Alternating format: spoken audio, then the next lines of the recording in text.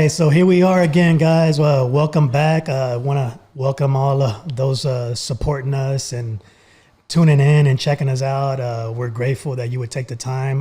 There's so many other options out there flooding the internet, flooding YouTube and all these other platforms, and we just appreciate that you've taken the time to tune in to us. And I've been so excited since this opportunity presented itself. My boy Sterling Thompson back in the house. Man, it's been a hot minute. I've been geeking out since this opportunity presented itself to get you on, man. Because, like we were saying earlier, bro, like when this whole idea of Endless Pursuit was birthed inside of us, bro, you were right there. Yeah. It was you and Nate. Yeah. And like that core group, man. And I'm forever grateful because like you were sold out right away. You immediately you bought into it. And like we were just talking about it, bro. Like, when God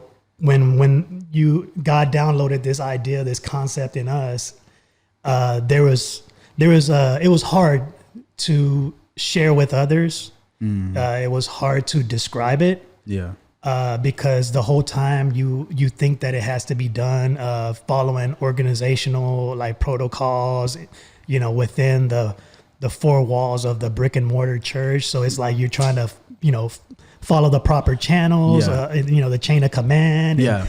And you're running into roadblocks. You're not getting the support and the approval. Yeah. And man, like, when we were struggling to describe what it was and what we were about and what we were trying to do and where God was leading us, like, the very mention of it to you, man, you were like, let's go. In it. I mean, and part of the reason it was like that is, as I was saying before, like, it was just organic, man. I mean, with you and your wife just kind of coming in and being like that breath of fresh air. And, it's easy just to like gravitate to that. And I think that's what really happened. And, I didn't see it as like, oh, you guys are like, like as the kids would say, clout. Like it wasn't for any of that. It was just real, And I think that's what made it so easy just to like gravitate and just be like, hey, look, like I want to be a part of this, know? And I mean, it was something we already been kind of doing, but it was like its own twist, instead of doing it, in a defined area. We just kicked out the crib and we were just like, hey, like let's chop it up. Like let's get here together, have these Bible studies and just kind of like really just create a very safe place where we're not worried about the structure of things, but we're just organically talking about, God and just doing what it is that He wants us to do, So yeah, man. So like I've been geeking out since this, we got back in touch with each other. And, like as you can see, I'm not wearing my usual attire. I had to rock my Kobe Bryant jersey. I think we're there we go. I had to rock my Kobe Bryant jersey as a tip of the cap to my boy. Because I knew that you got it, man. Kobe Bryant, Mamba mentality. Mamba mentality, bro. And like, we connected on that. Yeah, we did. And man, right away I just knew we were kindred spirits, man. From the moment we started talking and becoming friends, man. And you and I. Like it seems like we were on the same page when it comes to like having an understanding of there being a time and a place for everything. Yeah. Because when it came time to like get in the word and dig in, like you was there, you took it seriously with me. Yeah. And then when it's time to cut up, man, we cut up with the best of. Yeah, bro. So like, man, like I'm just so excited, that to have you here, bro. That you're in the house. Pleasure, so yeah, man. Like we were talking just a moment ago, like. At the very beginning, in its infancy, like we didn't know what this was going to look like, and we were trying to figure that out and get direction from God, and we just wanted to incorporate all the gifts that were available to us, the resources. We could tell right away the potential that you had, the giftings, the talents. And I was like, man, like just. I had to get you on board, man. Yeah. Like I was like, man, this dude's too gifted to just be sitting around not doing anything with that, man. So I appreciate you saying that, man. I mean, and that really just kind of goes into like just this journey that I'm on right now. It's so easy to kind of get past like who you are as a person, and we just don't we focus so much more on outer things that we don't really see our own worth, you know, and who God had called us to be. And so we kind of step out of that realm, you know, just life, you know what I mean? Yeah. And so hearing you say that, man, like, you know, and I've been hearing that often lately, which lets me know that, all right, God is really moving, you know, because he's really, you know, gearing me towards, hey, all right, I'll let you play around enough. You know, now it's time for you to get back to business. Yeah. You know, now it's time for you to get back on your purpose. Yeah. And I think that's really where I'm headed, you know. So just hearing those type of words, man, it's like, it's confirming, you know, that, hey, look, all right, I am doing something that I'm on the right path. Yeah. Pretty much. Yeah.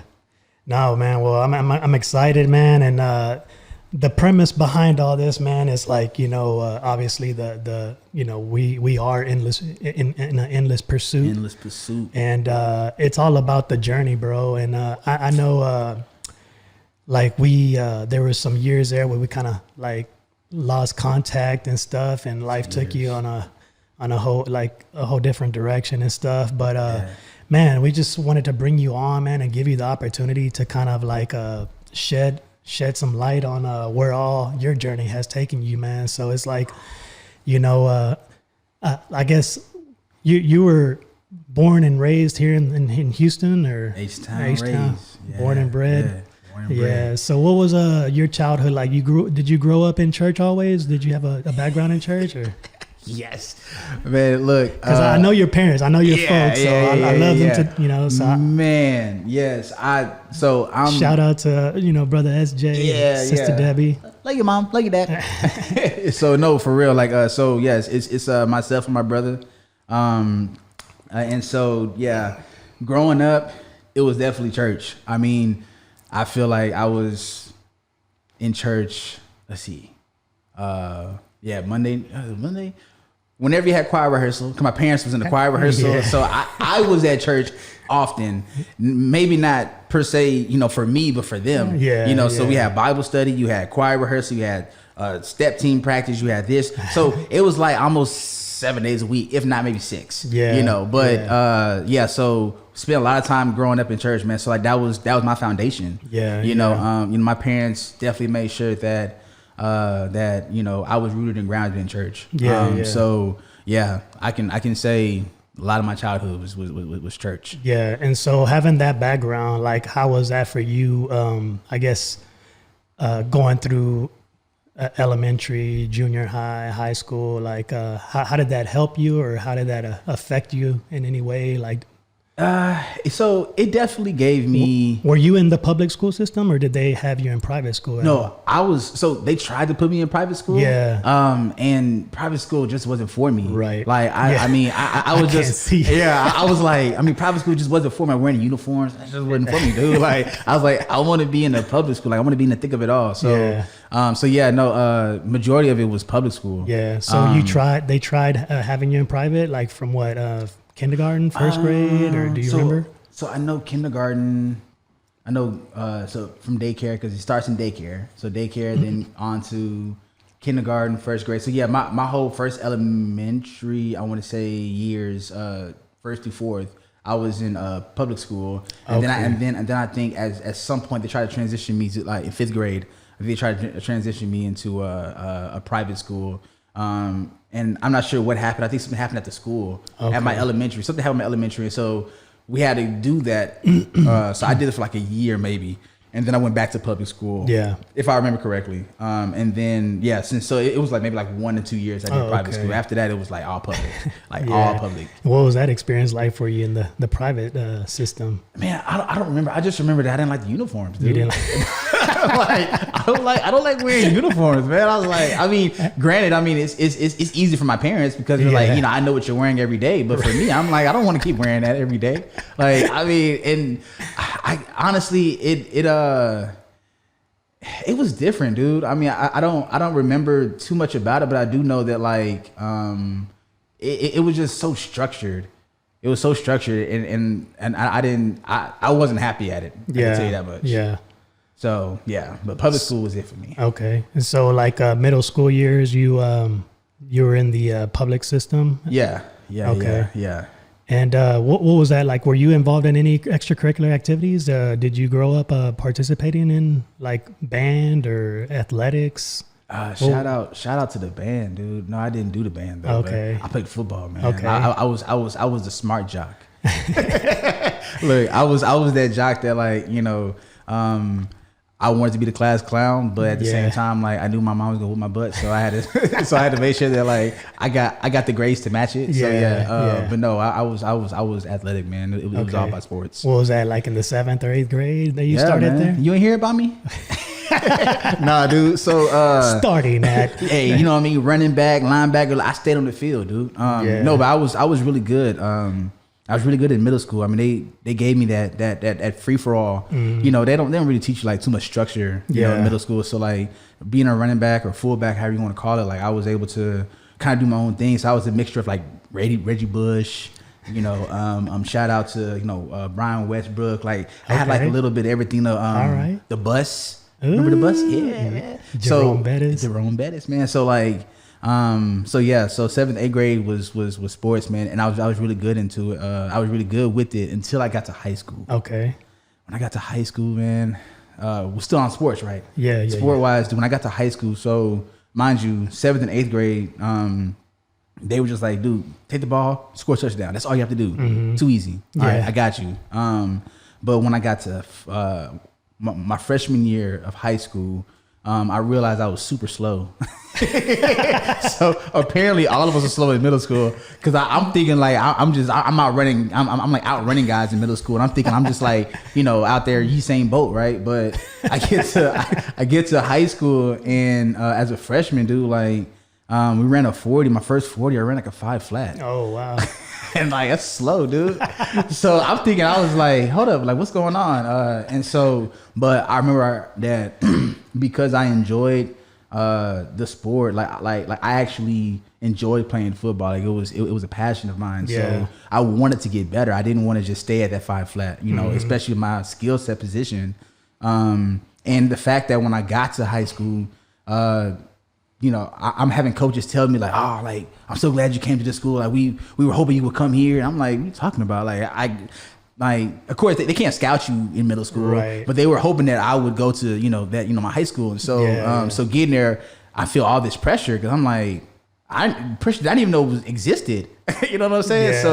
Yeah. So I worked my tail off, man, to like actually get better in my position, and I did. I got better, but then of course, just like life, I faced another adversity. I was struggling holding on to the ball, man. You know, because a lot of times, you know, and this is even in life, dude. Like, you know, you have that freedom just to do whatever, you know, and so it's like, all right, cool. But then now when they say, okay, I need you to be more specific, I need you to have a little more structure now. Yeah. And so that was cool and all, but now they're like, all right, I need you to hit that hole. Yeah. You know, so you got to hit it. Like you can't, you know, do audible and like bounce outside or do a, you know, spin. You got to hit that hole. And so that was different for me. I had more of a wild running style. So running through the hole, you know, securing that ball it became like a struggle for me. Yeah. And so, so then of course, you know, going from feeling like, you know, you're like the best of the best coming into high school. Now I went from that to like my confidence got shot, dude. Yeah. Yeah. So now I'm thinking, I'm like, am I really that good? Yeah. You know, so now I had to revamp my style. And then of course I transferred over to defense. Because defense wins games. Defense wins championships. Yeah, they win championships too, man. So yeah. It was a journey though. Okay. And where what side of town did you guys come up at? Like was what school district did this all like take place in? So pre 5th grade. So elementary, like, you know, grade school, right. That was all South Side, A-Leaf. So the SWAT. Yeah. And then so from there is when we transitioned to the North Side, going to school in the Acre Home system. So so the North Side, North Side. So all right. Yeah. That's how I finished it up. So growing up in church and having that faith background, how did that factor into like those adversities that you were already facing as a teenager in those high school years, transitioning from athletics at the middle school level to the high school level, like did your faith come into play at all? Because I know there's always been that organization, the Christian Fellowship Athletes, and I don't know if you got exposed to any of that or just individually for you, like because the way you describe it is like you said, your confidence was shot, and I can't imagine like for a teenager, you know, trying to get through those struggles and like bouncing back from that. Many times like young people won't. You know, they'll just give up. You know, but did your faith come into play in any of that to help you get through some of those struggles, to persevere and like to stick with the execution part of it that you were lacking in? Or did you see any of that? I see what you did there, man. That was I like that, man. That was cool. Like you got me into like, and then you're like, okay, so how did we get how was your faith in that? Like I started thinking, I was like, I see the connection. Yes, you are absolutely right. Because there had to be something. It had to be. Because most young people would just throw in the towel and they're done. Man. They move on to another activity of some sort. You know? That's wild. Like with you posing this question, I was today years old when I actually thought about that, because I'm like, I always wondered why, challenging myself in football was so easy to do, you know, because I enjoyed it, but it was also, like I said, because of my faith, man. Like, you know, I believed, you know, in the Lord Jesus Christ. I believed in God. So I had faith, you know what I mean? And so having faith in Him gave me the opportunity to have faith in myself, that I can do better. You know what I mean? That I can, you know, get a faster, you know, 40 time. You know, praying and stuff. Like I prayed for every game. Like that's something I did every game. And I mean, you know, of course, you know, the team prays and stuff like that, like too. But I'm gonna let you on a secret, bro. So because I stayed on the field majority of the time. So I was on kickoff return. But when I was on kickoff return, my ritual, what I would do, because I was in the back, I would, once we get out there on the field, I would stand, and I remember, you know, having the helmet on, and I would just look up. I would look up, and majority of the time it was dark outside, but I would look up and I would pray. I would pray before the ball would even get kicked, you know. I would pray, and then of course I'll take, you know, a quick glance down. I still got to stay in the moment, but but I would pray, man, and I would just, because that's the most scariest moment. You know, like before that kickoff, that's the most scariest moment. And in that moment, I was like, I'm gonna tap into the source. You know what I'm saying? Because like, you know, God is where my help comes from. You know, and so whatever nerves, whatever, like, you know, fear that I may have had, like, you know, I talked to the Father for help, man. And it, like I said, it was today years old that I realized that, dude, like that's what I was doing, and it's because I had that foundation. That's crazy. I didn't even think about that. No, because the reason I ask is because a lot of like people at that age, at that stage in their life, they lack that driving force, and you know, so for you to have that and to stick with it, you know, it has to be something deeper that you were able to tap into. Like a lot of young people don't develop that at that stage in life. It comes later on. And for you to, you know, stick with it. And be self-motivated and just to not give up. You don't see that a lot in young people that age. So I'm shocked right now because like I never thought about that, bro. I really didn't. I never thought about how those two coincided. Like, well, like I know for me, I follow high school athletics. You know, that's one of my favorite things to do, and just sports in general. And I think out of all the sports, football is probably my favorite. And Doug and I talk a lot of sports, you know, so he's a sports head as well. And I tell everybody, man, like football can teach you a lot of life lessons, man. And there's so many analogies that you can make, know, to life. And you got to experience that like firsthand, you know, at a very early age. You got exposed to that. You know, a lot of us don't have the opportunity to participate in organized activities like that at a young age, you know, whether it's because we're underprivileged, like which was my situation. I would have loved to be involved in extracurricular activities in sports in particular, but I just I wasn't afforded that opportunity. So, but I've seen and read countless stories of what how football and sports athletics have impacted and affected people, and how great people have become, like, because of having that in as part of their life. Yeah. And so it's kind of those qualities that are forged through the sport, through the like what you described, you know. Yeah. But for a lot of other people, we have to develop those things later in life through hardships that we deal with, you know, whereas you're already learning those things in the process of going through that. So, but yeah, it's amazing to see that you were able to tap into that. Yeah. At an earlier age, man. Yeah. So, and I know that has carried forward, like, and has helped you through a lot of things that I'm sure you're getting ready to share about, you know, too. So you went through high school, and what high school did you graduate from? So I graduated from Clown Forest High School. Okay, yeah, that's what I thought. Graduated from Clown Forest, but I always rep Big Ike though, Eisenhower, Texas. Okay, so, yeah. All right, yeah. So you got through high school, and then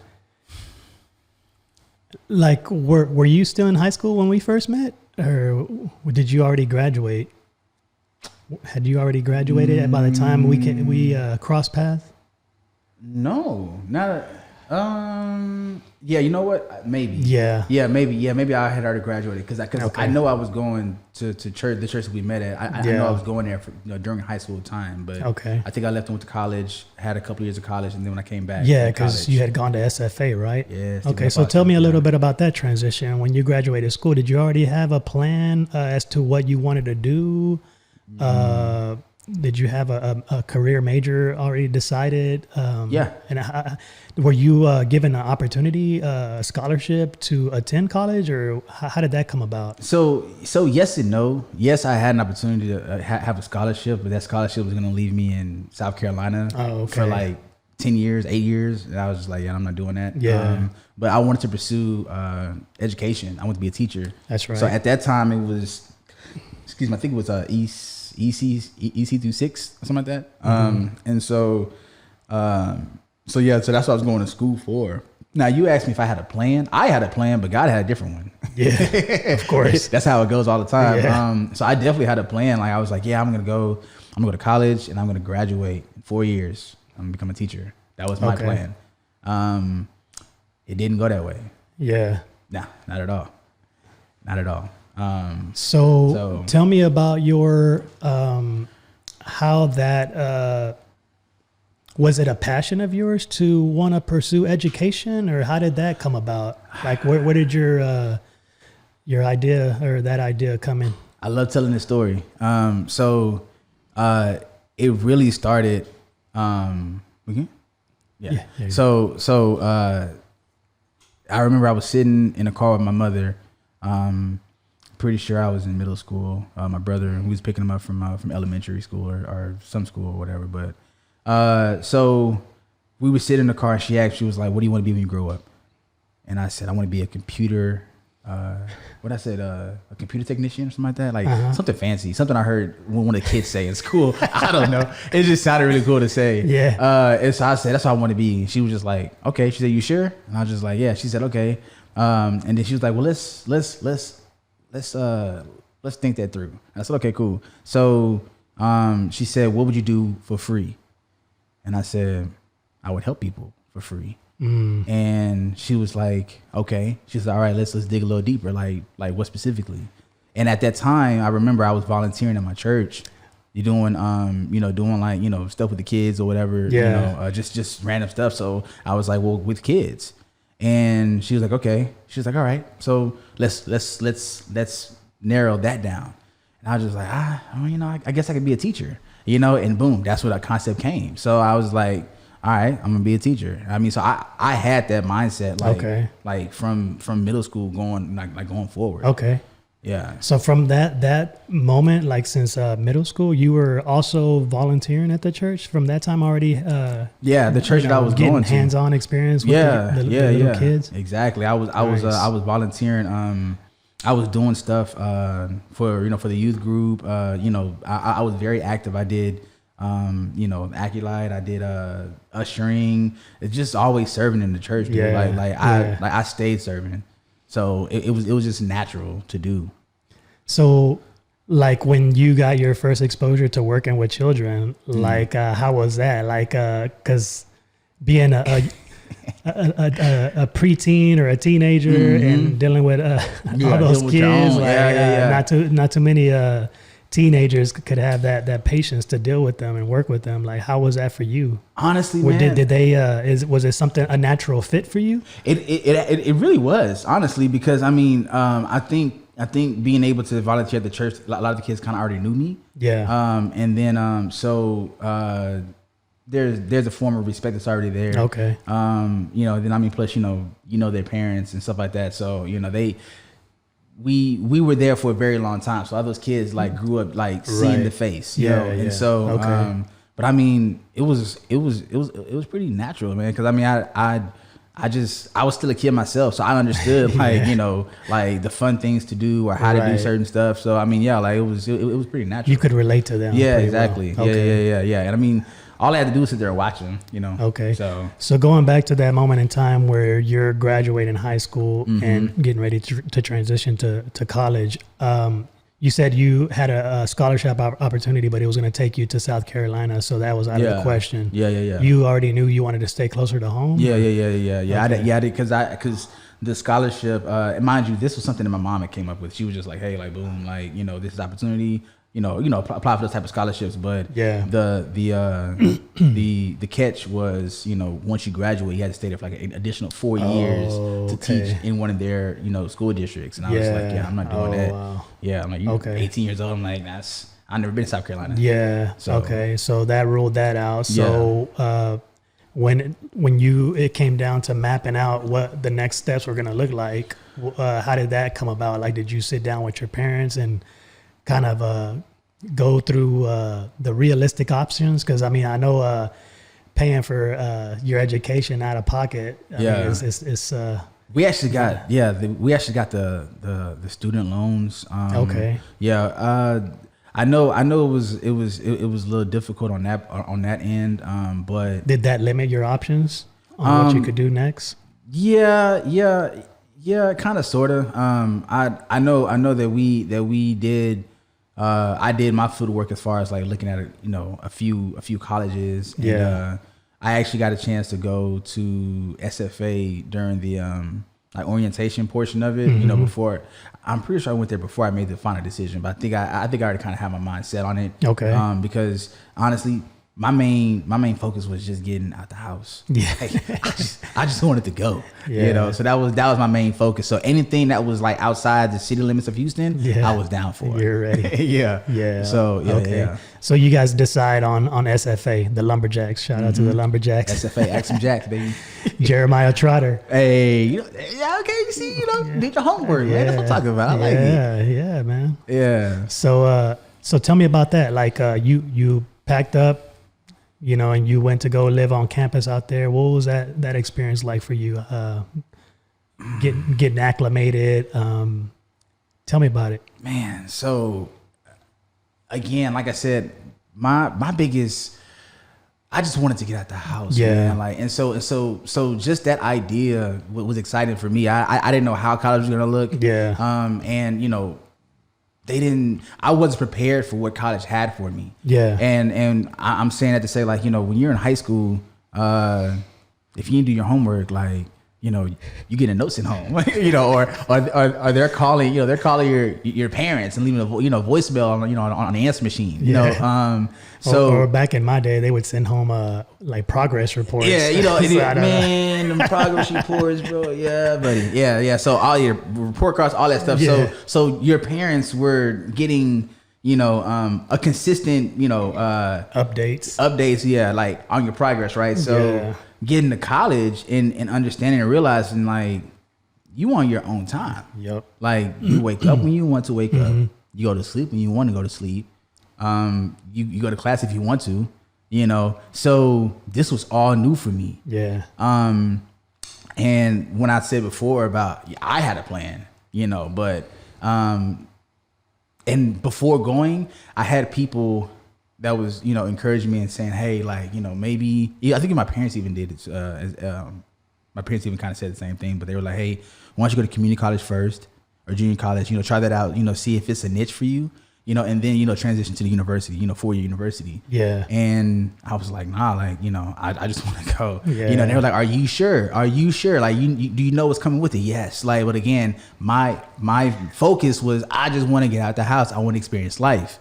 And I did just that, So when I got into college, like that whole experience, man, I wasn't prepared for that. Yeah. I wasn't prepared for what college had to offer. Like, that freedom, Did you find yourself immediately when you stepped foot on campus, getting yourself caught up in those trappings of university life? Yeah, right away and struggling with that? Yes and no. I mean, so when I went to orientation, I met a few guys and we hit it off. I mean, one in particular, like, we're still friends to this day. Mm-hmm. And so, we hit it off. So it was really like it was pretty cool. You know what I mean? And so I didn't get trapped like immediately because, I'm still holding on to what I've learned, growing up, like I said, that foundation. I still had a solid foundation. So yeah, I didn't get caught up too much per se, but like,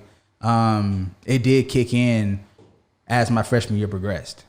Okay. It did. So that original moment, like I was cool. But yeah, definitely experienced a lot in college though. Yeah. Yeah. Definitely experienced a lot. Okay, so you started going through your college years, and I think that's kind of where we came into the picture. Were you coming back home pretty often? Because yeah, I think that's when we met you at church. You were coming back. Yeah. Maybe so. I'm not sure if you were done already or if you were like. So if we want to go by years, because I came back officially from SFA in 2009, fall of 2009. Okay. So I was officially back by then. Okay. So I guess we use that for a backtrack. But yeah. So fall of 2009, I was done. Okay. I was going to Lone Star at that point, or North Harris, if you want to call it back then. But I think I was done with SFA by the time I met you guys. Okay. Yeah. So you went on to get your degree in education out there, or? Again, I had a plan, but God's plan was different. Okay. So I had a plan to get my degree in education at SFA because they had a really good educational program at that time.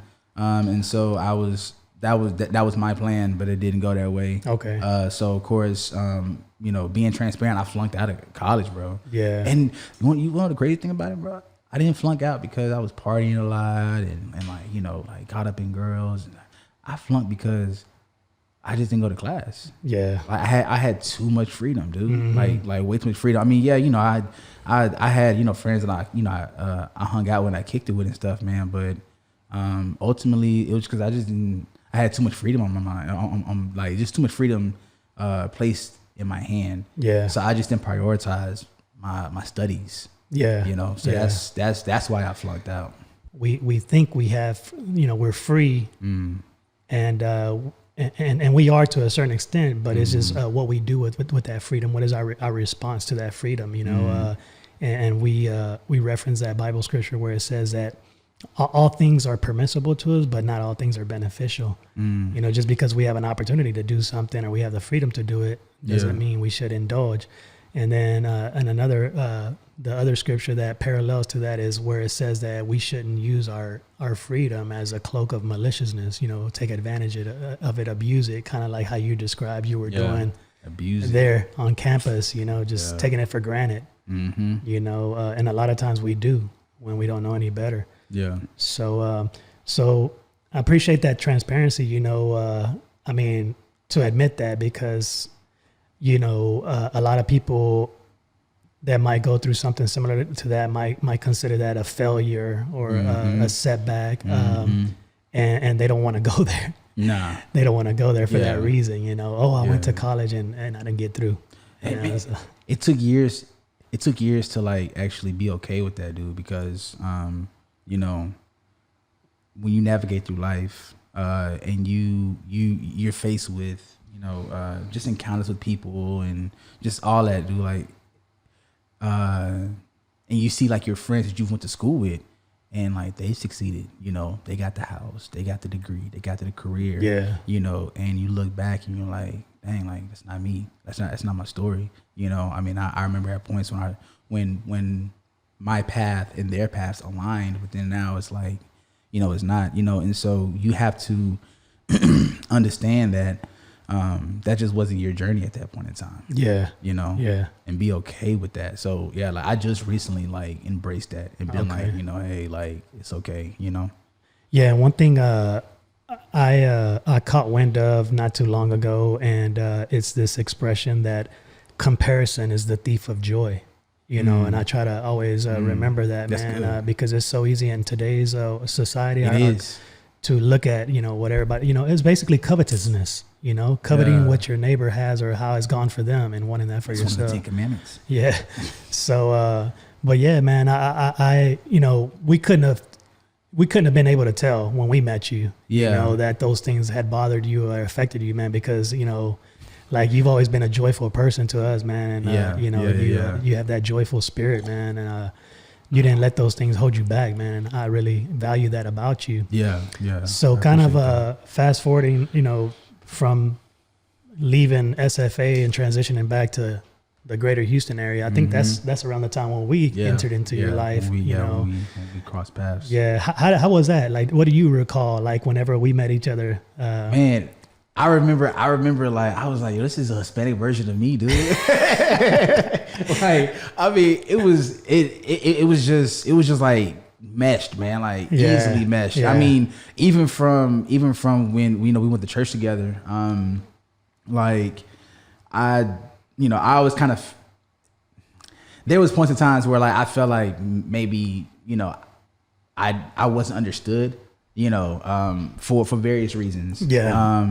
And so, you know, with you kind of coming on the scene, you and my dude, like, it was like, all right, like I got somebody that I could relate to, you know, I got somebody that I can vibe off of. Yeah. And so, and that's exactly what we did. And the authenticity that you guys brought to, you know, the Bible studies and like, you know, just y'all's presence, like, you know, it's a huge difference when, you get with somebody, or it's a huge difference when you're with the group and, you know, you almost feel like you're having to make your presence be known, you know? Yeah. But then when you meet other people like yourself and mine, and it's like they see you for you, you know, like, and it's not even like, you know, for your benefit. It's just like, hey man, you're a dope individual. Like, I'm just want to like, you know, be a part of your life, and y'all kind of like took me in, bro. And like even still in the same setting that we were in,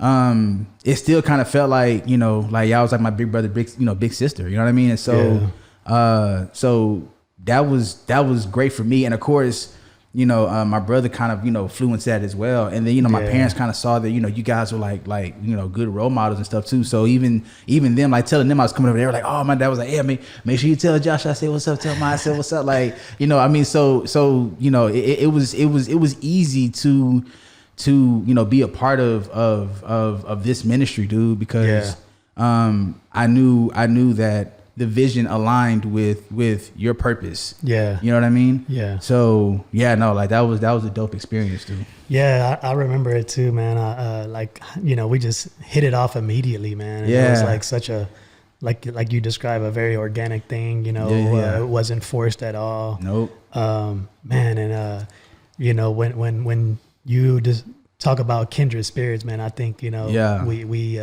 we felt that towards each other, man. And, yeah. And so like, we valued what you brought to the table. And, I remember at that time, like, you were, had some involvement with, ministries there at the church. Yeah. So I was, was I on the praise team? Well, I think you did miming or something like that, right? Yeah, I did, dude. That's wild. Yeah. So you know, I guess it's tell about that, like how you got started with that, and I mean, Wow. Because that was a unique ministry that I had never seen before. You know, when you think of miming, you think of the old French art form, you know, the pantomime. Guys on the street. Yes, Pantomime. Yeah. Yeah, so. Man, so are we, like, can we name drop or no? Like, it Go for it, man. All right, so Teran Dames, he was the founder of Reborn International. And so that's the group that I was a part of. So it all started back at the church that I was volunteering for when I was, in my teenage years. And so he was actually holding mime classes at that church.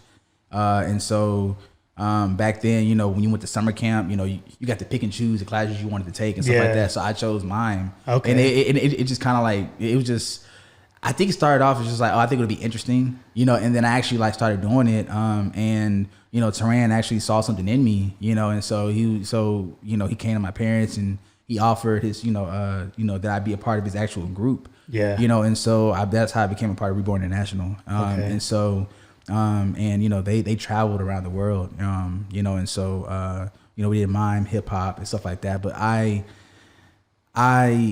really felt a calling to doing, with mime. I didn't really take a lot of the things that I did in church. I took them seriously, but like mine was completely different. That was it for me. Growing up, singing in church, stuff like that. Like I always loved to sing, but I felt like that was something that was completely separate, and so I enjoyed it, man. And so even after I stopped, working with the group, or when the group kind of separated a little bit, I continued to do it. So when I was at church, I was actually still kind of doing, songs and stuff like that. And man, it was definitely something special to me because, whenever I would dance, whenever I would do my, I felt close to God. That was the time where, like, I knew that it was a gift that He had gave me, and I truly wanted to use it just to glorify Him. Mm-hmm. And so I took that very seriously. Like to this day, sometimes people, even my later years, people would ask like, "Hey, can you, come and dance at the church?" And if I felt like I wasn't in the right spirit, I would say no. Yeah. Like that's how serious I took it. Like it wasn't just like a show or performance to me. Yeah. That's not like, it was a ministry to me. It was something deeply spiritual for you. For sure. Yeah. For sure. So I took that very serious. No, and it translated to, the presentation. Yeah. I remember the few times that you got to do it there at the church where we met. Mm-hmm. It was a powerful experience. And I guess if, like, from my outside perspective, like if I could describe it, I guess it's a combination of like, it was a very interesting, and unique art form. Mm-hmm. And that's, I have a deep and great appreciation for the various types of art forms, and that those are gifts. I believe that those are truly gifts that God gives us, and especially when I saw you, it inspired. It inspired the ideas that we had with this ministry, or this concept that was being birthed inside of us, and it was like to want to capture every type of art form. Every form of expression that's available to us to be able to, I guess, represent the kingdom of God, And I remember being impacted by seeing you up there, and I guess if I had to describe it, it was something like a cross, a hybrid of like the old French art form of pantomiming and like with crumping, right? Yeah. I mean, I don't know if I'm. It's so with mime, like. It's literally bringing words to life. Yeah. That's so miming is it comes from the Greek word correct if I'm saying this wrong, but mementos, which means to mimic. Okay. To mimic. And so so Reborn, their whole idea was that we should be imitators of Christ, right? Okay. And so, you know, that's why the songs we did were, Christian based songs, because you know, we're just bringing the words of these songs to life. We're just putting actions to them, so that you can not only hear the words of the song, but you can actually see them. You know, and so it gives you a different connection. And so I mean, but you know, we had crump moves in there. Because you had to hit, right? He had to hit a little something. You know, so I appreciated that, bro. I mean, I had, you know, I'm no expert, but I have some familiarity. Yeah. You know, it was cool, man. And so kind of moving along. You know, you were doing that still a little bit on the side, and then we connected and we kind of started doing our thing. You know, like I said, this idea was birthed inside of us, and I shared it with you, and you bought in, bro. And I I appreciate that a whole lot. I can't say it enough. And we just kind of started doing our thing, man. We started, doing more fellowship together. Yeah. Getting to know each other more, and you getting to know our family. We got to know your family, and we just started, feeling led to kind of expand our fellowship. Yeah. You know, if so like we started bringing, people that we were connected with along, and we started having gatherings in our house. And I think at one point we even bounced around to visit other people's houses. Yeah. Doing fellowship. Yeah. Because we went to y'all's crib. Your parents were gracious enough to host us there. Yeah, I do remember that. So we did that. We were there all night. We was there past their bedtime. Yeah, bro. Yeah. So we were doing our thing for God, man. Just and so we were doing all that, man. And then things started happening with you. I don't know if you want to kind of tell, pick up the story there. You started to encounter some life. Life started coming at you pretty quickly, man. Yeah, man. Especially for a young adult, your age. So and we were there for that. But briefly. Of course. Yeah. So I'd like you to tell more about that. Okay. All right. So let's dive into the deep. So that was around the time, I believe, my girlfriend at that time, she was pregnant with my now 10-year-old daughter. Shout out to Isabella. But prior to that, I had my oldest, and he's 13 now. And so I think I'm not sure exactly, was it while we were together? I'm not sure, but either way. So mind you, you've heard a lot about my background. Okay. So, I grew up in church. Yeah. You know that if I had to put a label on it, dude, and I mean, and this is what life is all about. Like, this is what connecting is all about, is being transparent and being open about, your life. Right. And so, my family, I was a golden boy. That's just that's the best way I can put it. I was a golden boy. Yeah. I was the first, well, I wouldn't say the first, but the officially first born on my mom's side. And then, I wasn't too far behind with my dad's side. So, there was always this pressure that I felt, right?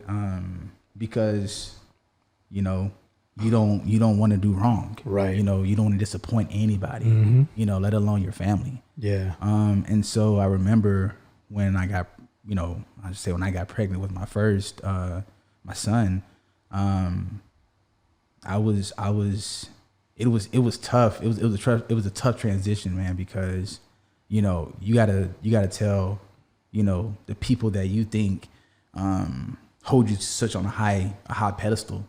You got to tell them, hey, look, I'm having a child outside of wedlock. Yeah. That goes completely against the way I was raised. Yep.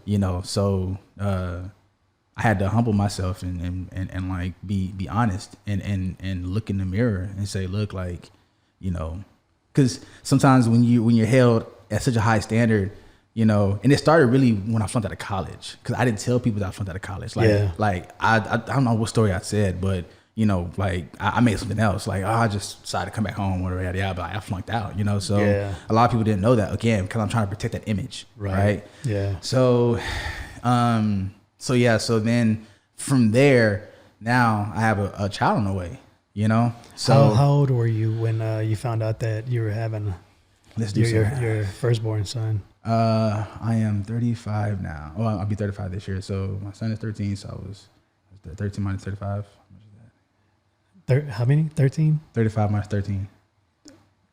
22? Yep. There you go. 22. Shout out to my math boy. On the spot, man. Yeah. So I was 22, man, when I had my first child, dude. And so yeah, man, and that's I'm sure that had to be tough because I mean you transitioned into becoming a father before even I did, man. So like, man, and I mean, you had no choice but to man up.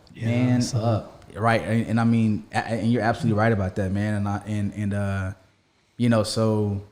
And I like, just kind of sharing from my point of view, like, I could tell, the weight that you were carrying, I felt that load, despite how, joyful and energetic you were, just getting to talk to you, like, and you being able to, express some of that, I could feel like, you needed to to be heard, and hear, that would listen to you, like because of how heavy that load was for you.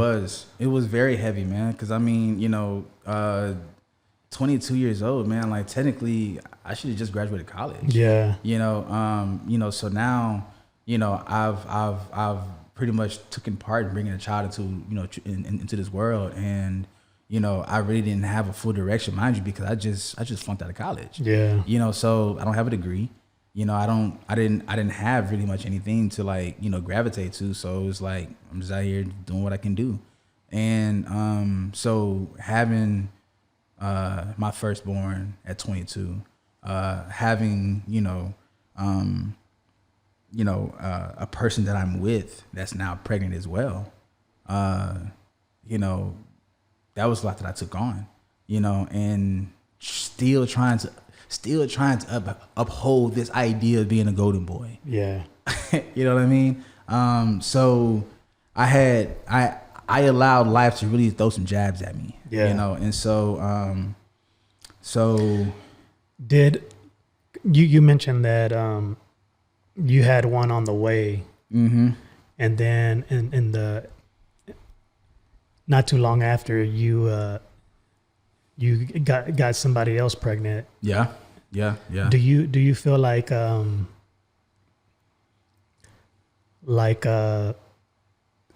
reason you allowed yourself to get in that situation again, perhaps could have been because you just kind of, just had that moment where you were just like, what the heck, screw it. Yeah. So okay. So not necessarily. So this is again. We're open book, bro. Yeah. Like this is what we're doing. So my firstborn, his mother and I, it just happened. Yeah. Like I mean, it was just irresponsibility. You know what I mean? Yeah. We were young, dumb, and full of other things. You know what I mean? So now my daughter's mother. When I actually met her, I was still in search of love, right? Just that validation that like I belong, here, or just with someone, or just someone to treat me right. Yeah. And so meeting her, it was great, because I was just like, and we were transparent with each other, like we were upfront with each other. I told her that, hey, look, I have a child on the way, like and she still accepted me for that. And so now, I formed, this love with her. And so when she got pregnant, it held a different meaning for me, because in my mind, I'm like, this is the person I'm going to end up being with the rest of my life. So, it was still out of wedlock, but I think I normalized it because I'm like, well, I'm going to marry her anyway. So, like, it's okay. If this happens. Not knowing that, like, I still should have taken into consideration, the plans that God had for me, and at that time, her and I, you know. So yeah, but it was a whole different thing, you know, with her. I definitely again, I had a plan, you know. So that's how that was. So, like when you found out that you had these two children that you're about to have, like, tell me about your mindset at that time. Like, I mean, did you immediately go into like that mode where it's like, hey, I gotta figure things out? Yeah. I mean, how did you? So you know they're 2 years apart. So when my son was born, there was a year lapse or so, a year and a half lapse before, you know, my daughter's mother, you know, got pregnant. You know, my girlfriend at the time got pregnant. So, but during that time frame, man, like I remember, I was just in grind mode, dude. Like I literally was just like anything I can do. I was working multiple jobs. Like you would thought I was Jamaican, dude. Like I had like 50 million jobs. like I was just anybody that would hire me, I would work. Like, hey, like for real. So I think at that time I was working at FedEx. I was working at that's right. I was working at FedEx. I was working at the county. I was doing cutting grass, bro. Like I was doing all of it, dude. Like in my mind at 22, I was like, nah, like I have no choice right now. Yeah, man. And like, man, that's so true. I remember that. And somehow you still managed to carve out time to get together with what we were doing, man. Like, I was like, I remember how hold out you were coming, like, you know, but man, like, you know, you would still get up for, you know, what was happening there, bro. Yeah. Like, that makes me appreciate it even more, like, looking back, you know. But you know why, though? You know why? If I could be honest with you, man, the reason why is because being there with you guys, it was like that recharge I was telling you about earlier. It's a recharge because, you know, I'm out doing what I do every day, you know, on the grind on this, just trying to do, you know, whatever I can to just stay afloat, you know. So, you know, bringing, cause like I think I also started bringing my girlfriend too, you know. I think my girlfriend at the time, like I started bringing her to the groups as well. But like just being there with you guys, man, like that was my breath of fresh air. That was like my opportunity, just kind of like, all right, cool. Like, you know, because again, that foundation was built when I was younger. Yeah. So that's the source that I knew I needed to tap into. So to help you get through. Yeah. So I was able to like that was my safe haven. That's the word. My safe haven. Yeah. So you started having to figure that all out and navigate through that, and then I guess that's kind of where, like, you know, our past kind of like we went separate ways, or, you know, kind of life just took us in different directions. You know, you got wrapped up in all those responsibilities that you had to take care of, man. And so tell me what happens next. Like, so you know, start filling in the gaps for me, man. Yeah. So let's fill in the gaps. All right, cool. I scratched the surface earlier, but yeah, like we're really about to go into the deep. So yeah, so So I started flirting with the idea of joining the military.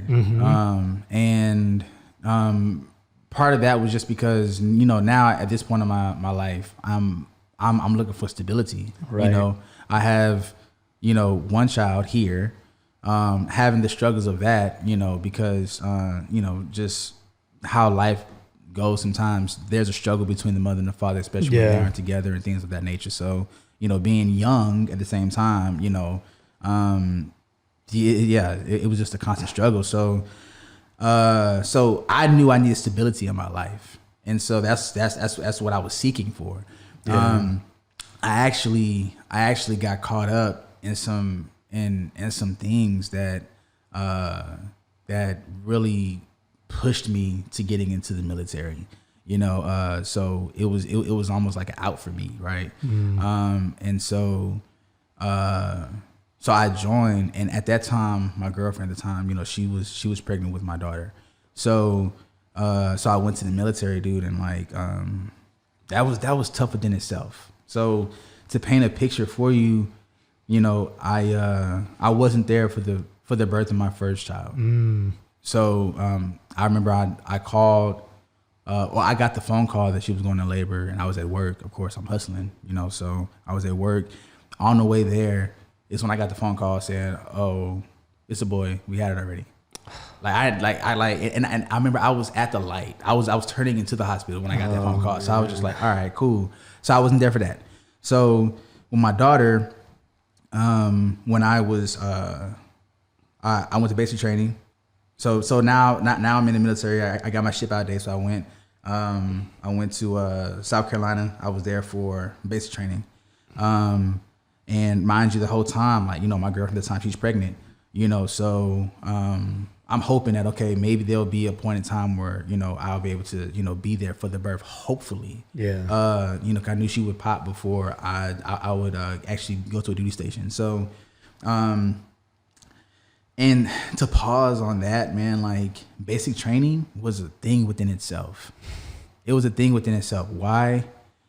Because you're there by yourself. So in your mind, you're like you're dealing with this by yourself. Yeah.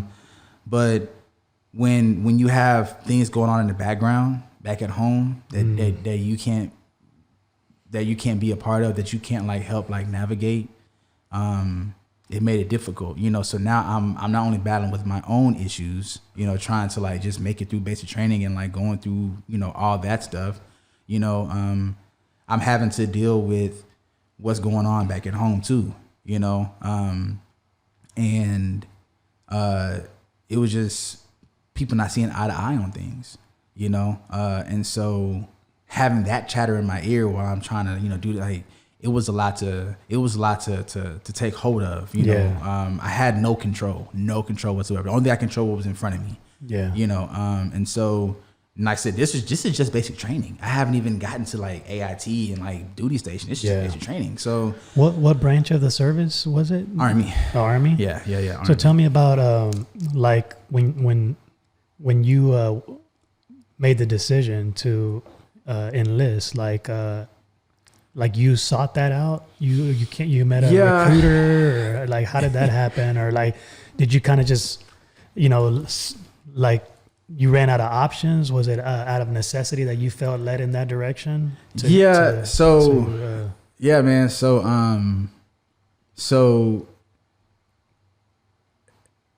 all right, let's do it. So, and this is gonna be the first time, dude. It's gonna be the first time that I'm openly talking about this,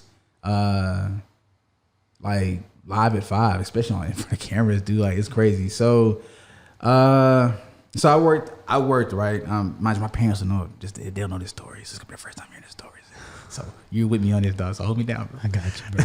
So I got caught up at work. So I worked for FedEx, and I got caught up doing some things that I wasn't supposed to be doing. Mm-hmm. And so that led to my termination. Mm-hmm. And with that termination, it was also some legal matters that I was facing as well. And so it was almost like go to war, go to jail type situation. And only a few people know about that. Yeah. And so, you know, I guess everybody knows now. So no, but that was it wasn't my motivation, but it wasn't motivation because I was already, like I said, I was flirting with the idea of wanting to, you know, join just for stability. Yeah. You know, but then when that situation kind of popped off, I feel like it was more of a push. It was like, hey, like, I need you to like do this. And so, and that's what I did, man. Because I wasn't gonna have that stripe on my record. You know what I mean? I wasn't gonna allow that to happen. So, you know, it definitely motivated me to like really go towards that, man. And so that's what I did. Yeah. Man. So I mean, you know, of course, you know, from that point, you talk to a recruiter and everything like that. And I will share this. So I was given 90 days. And then I think I got an extension as well. But like I was given like, you know, 90 days to get into the military with no charges, right? So and I remember when I met with the guy, he told me, and I never forget this, man. He said, I've met a lot of bad guys in my life. He said, you aren't You're not one of them. You're not one. He said you're a good guy that made a bad decision. Yep. And I remember when he said that, like, it resonated with me because I was just like, in that moment, I feel like that was God's reminder of like, hey, like, you made a mistake, son. Don't let it define you, you know? And so in that moment, I was just like, all right, like, that's where I found that motivation to, like, you know, put my best foot forward, you know? So, and I didn't share that with family because, again, that pedestal, man. Yeah. Like, you know, you don't want to, you know, your family takes pride in you, you know, and so you don't want that to be like something that, you know, is put out there and, you know, for the whole world to like see, you know, because now you can't protect the image anymore. Yeah. You know, so yeah, talked to the recruiter, man, got in, and yeah, that's how everything goes. Mind you, you know, like, while I was while this was going on, like, I still had my son and I had a baby on the way. Yeah. So you can only imagine like the pressure, you know, that I put on myself, because I'm not gonna blame anybody for this. Like, right. this was definitely, you know, my doing, you know, my consequences to my actions, you know. So yeah, it was a thing, dude. Oh wow. Yeah. So going back to the basic training, you share how a lot of that wasn't so much the physical challenge. It was more mental and emotional that you were dealing with, trying to get through that. Yeah, all mental and emotional, bro. So with just everything compiled on top of each other, you know, tell me, like, I mean, I can't help but to go back to high school football experience.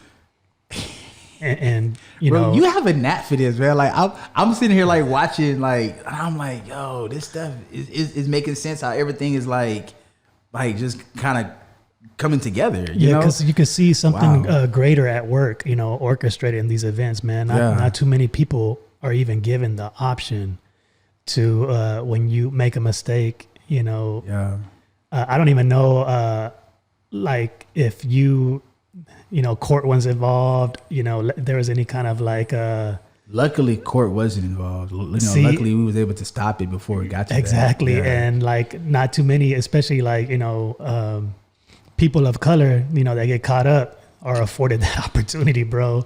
It's one and done. That's it. It was only because he was a veteran.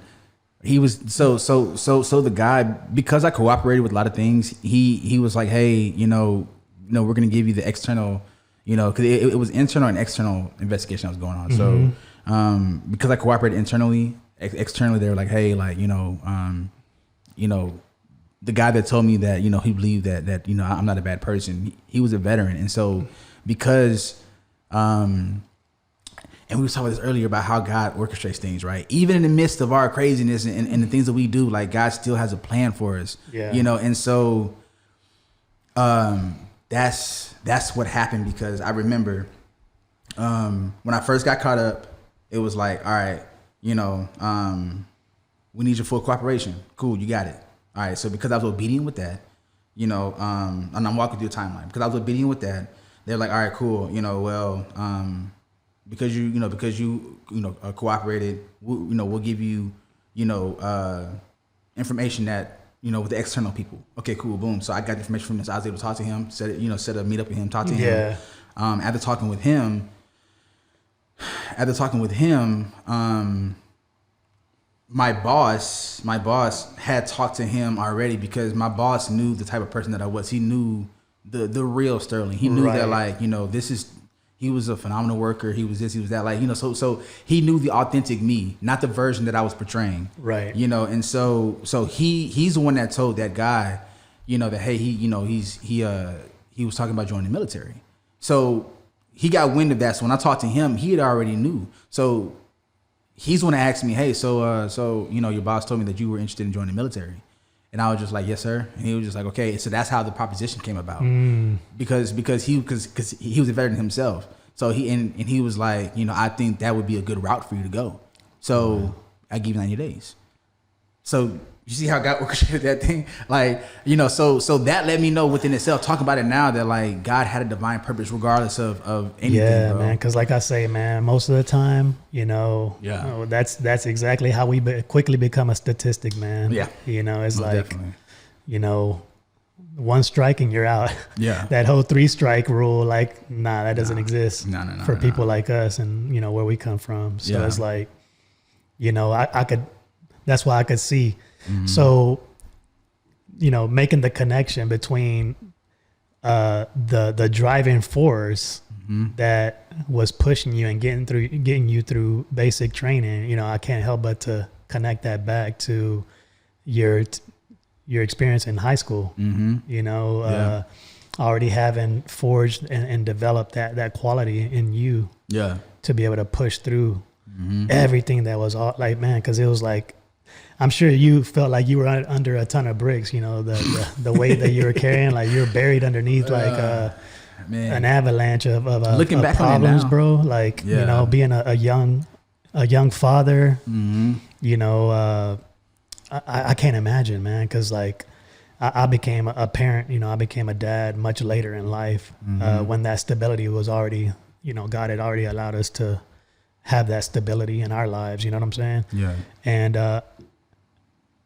like just being aware of those challenges that come with being a parent, bro, and to try to, I don't know if I could have done it when at the stage, you know, in life that you were at that point, you know, I don't know if I could have, I mean, only God knows. Yeah. But like I tell, you know, other people, God doesn't put more on us than we can handle. You know what I'm saying? That's the word. Hit that message. Message. There you go.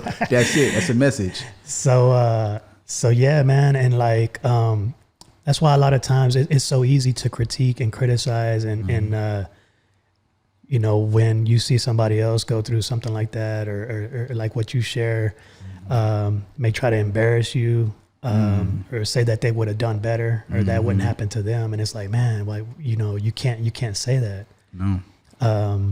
And it's like, you probably wouldn't have the ability, you know, you wouldn't be able to get through that situation if you were put to that kind of test, you know, if it was you. And so it's like, you know, take the time to walk in that man's shoes before you like, you know, throw stones. That's you know, so it's like, but yeah, man, like to have all those real life issues that you're facing and just, you know, compiled on top of each other, like and having to I can understand why you were put in a position where you had to make a decision that you were not proud of, you know, just being under the weight of that pressure, you know, and I can't knock you for that. You know, you're just trying to get by and survive and do what you could to improve your situation, you know? So, but I appreciate the fact that you're not blame shifting. No, you're taking full account. You took full accountability and you, took the proper course of action, you know, from there, man. So, but yeah, man, like that's powerful stuff, what you're sharing and being in that situation, because the physical duress that now you're under going through basic training, you know, that's enough in its own, you know what I'm saying? Yeah. Yeah. So, and then having to face all the emotional and mental challenges that you're dealing with. So tell me about that. Like what got you through. How long of a training was that? 9 weeks. 9 weeks? Yeah. Man. 9 weeks. Yeah. 9 weeks. Yeah. That seems like an eternity, considering everything you were going through. Actually, I think it was 10 weeks, bro. Oh, wow. Yeah. I think it was 10 weeks. It was 10 weeks. AIT, when you go to advanced individual training, it varies, you know, based off your job and stuff like that. And like, you know, all the things that goes with it. But yeah, basic is standard. So I think it's 10 weeks. And like, you know, no communication, dude. Like all you have is you taking the old school, it's letters. So I was you know, having to, and I will say that joining the military, and again, talking about this in its entirety is so revealing for me, because I've always told versions, you know, of like what we're doing right now. Like, you know, I may have shared this about high school, this about that, but not all of it together. So when you're seeing the timeline and how I'm like, that's crazy. So when I, when I was going through basic training, I didn't understand. Oh no, okay. Where I was going was going in at 23. God had a plan, right? Because I always tell people when you join the military straight out of high school, and not everybody's the same, but typically when you join straight out of high school, the military is all you know. So when you get out, like, it's a tough transition, dude. Right. You know, because like you literally graduated high school and went straight to the military. So you didn't have a buffer. You didn't like experience life a little bit before going in. So like your whole being is military. Yeah. You know, and so I was blessed to be able to experience life a little bit, going to college, living, the civilian life before joining. So I had a different understanding about, what basic training, entailed. And I was one of the older people because I think I was like 23 when I joined the military, so a lot of these kids are 18. Okay. So like they were like kind of looking up to me for like, guidance and stuff like that, because, I would say I was probably a little more mature than some. Than most, really. And so God put me in a position where I'm leading now. Once again, again, talking about it now, I'm just like, it's all starting to come back. Like, he put me in a leadership position, and like I said, a lot of my battle buddies, they look to me for that advice. So now I'm being taken back to when I was in church. Working with the younger kids, kind of being a mentor to them. Yeah. Taking back to when I was playing football in high school. And, I can't remember if I was a captain, but, just kind of like being in that leadership role because I was always a starter, so it was just kind of like stepping right back into that role again. Yeah. And even in our gatherings, man, I was able to recognize that potential and that giftings, the giftings that you had. And a lot of the times I was wanting you to just like function and operate in those giftings, bro. And I remember like kind of counting on you as like my right hand dude, to step up, just challenging you to step up and use those giftings, bro. And even in the gatherings that we would have, you being able to share your heart and those were moments where like, like I definitely wanted and I knew that stepping up was the best thing to do. It was still terrifying though, man. Yeah. Because I like being behind the scene. I like kind of like not necessarily being recognized for the work, but just like just doing it and just like as long as everybody else is good and satisfied, I'm good. So being in the front of things was definitely terrifying, but but you could see what God was setting you up for. God knew that. That's why I say I had a plan, but God's plan is totally different. So what is that expression? God looks at man's plans and laughs at them. He thinks mine is hilarious. So going back to the basic training, you managed to get your way through that, and you come out on the other side. I was able to come out on the other side of that, and went to AIT. At that time is when my girlfriend at the time she had her daughter again, and I actually tried to get out of AIT so that I could go down there because she came up to visit me. And so I wanted, mind you, she came to visit me and she was like, how many months? Like they go for 9 months. Yeah. So she was like 8 months pregnant, bro. And she came to visit me. So like, it was wild. But so I got a chance to visit with her, but I knew she was going to pop. And so I actually tried to, get down there for that birth, but I wasn't able to. They said because we weren't technically married, that I couldn't go down there to visit. So boom, here's another, here's another shot, and I actually really want to be there for that. So didn't get a chance to be there for my daughter's birth. So then now we fast forward. I graduate. AIT. She's literally like less than a month old. maybe a few weeks old. So I get back from AIT, I graduate AIT, go home. I spent like maybe a week with her. I think it was like 10 days, with family, really. And then they shipped me to Korea. I literally went to base training, went to AIT, and then straight to Korea. Wow. So the whole first year of my daughter's life wasn't even there. My son's life, I wasn't even there. Man. You know what I mean? So now I'm a whole year in Korea. And so that was a transition too, because, we know how women's minds are.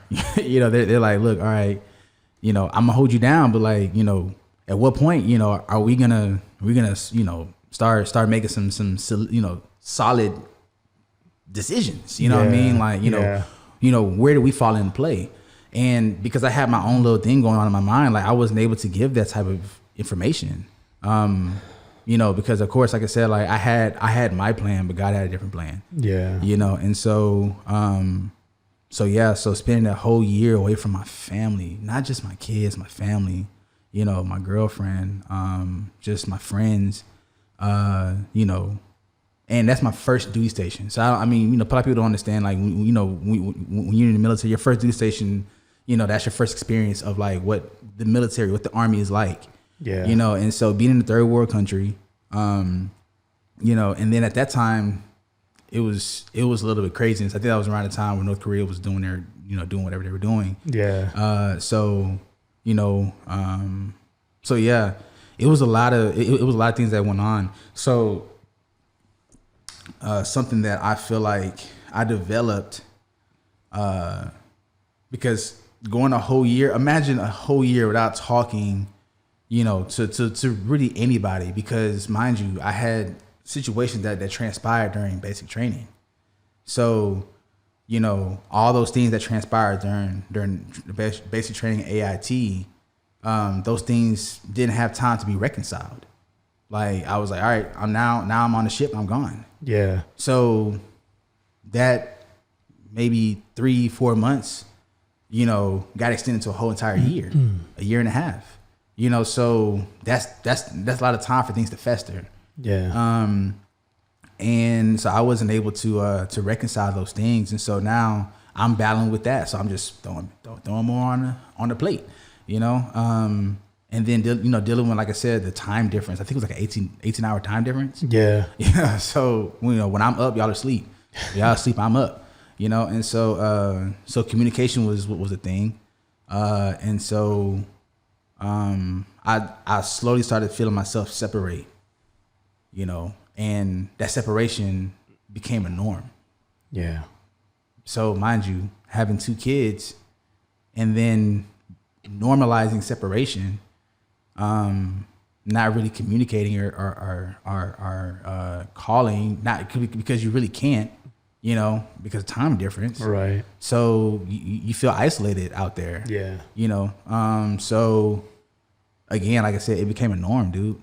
Yeah. So I can imagine that this began to put a tension between you and your daughter's mom and family, the family, everything, everybody. So like, did you guys survive your whole experience while you were away? Yeah. So we did. We stayed together. We stayed together until until I got back from Korea. We had our ups and downs. We had a pretty big down towards the end of my tour there, or not the tour, but my time there in Korea.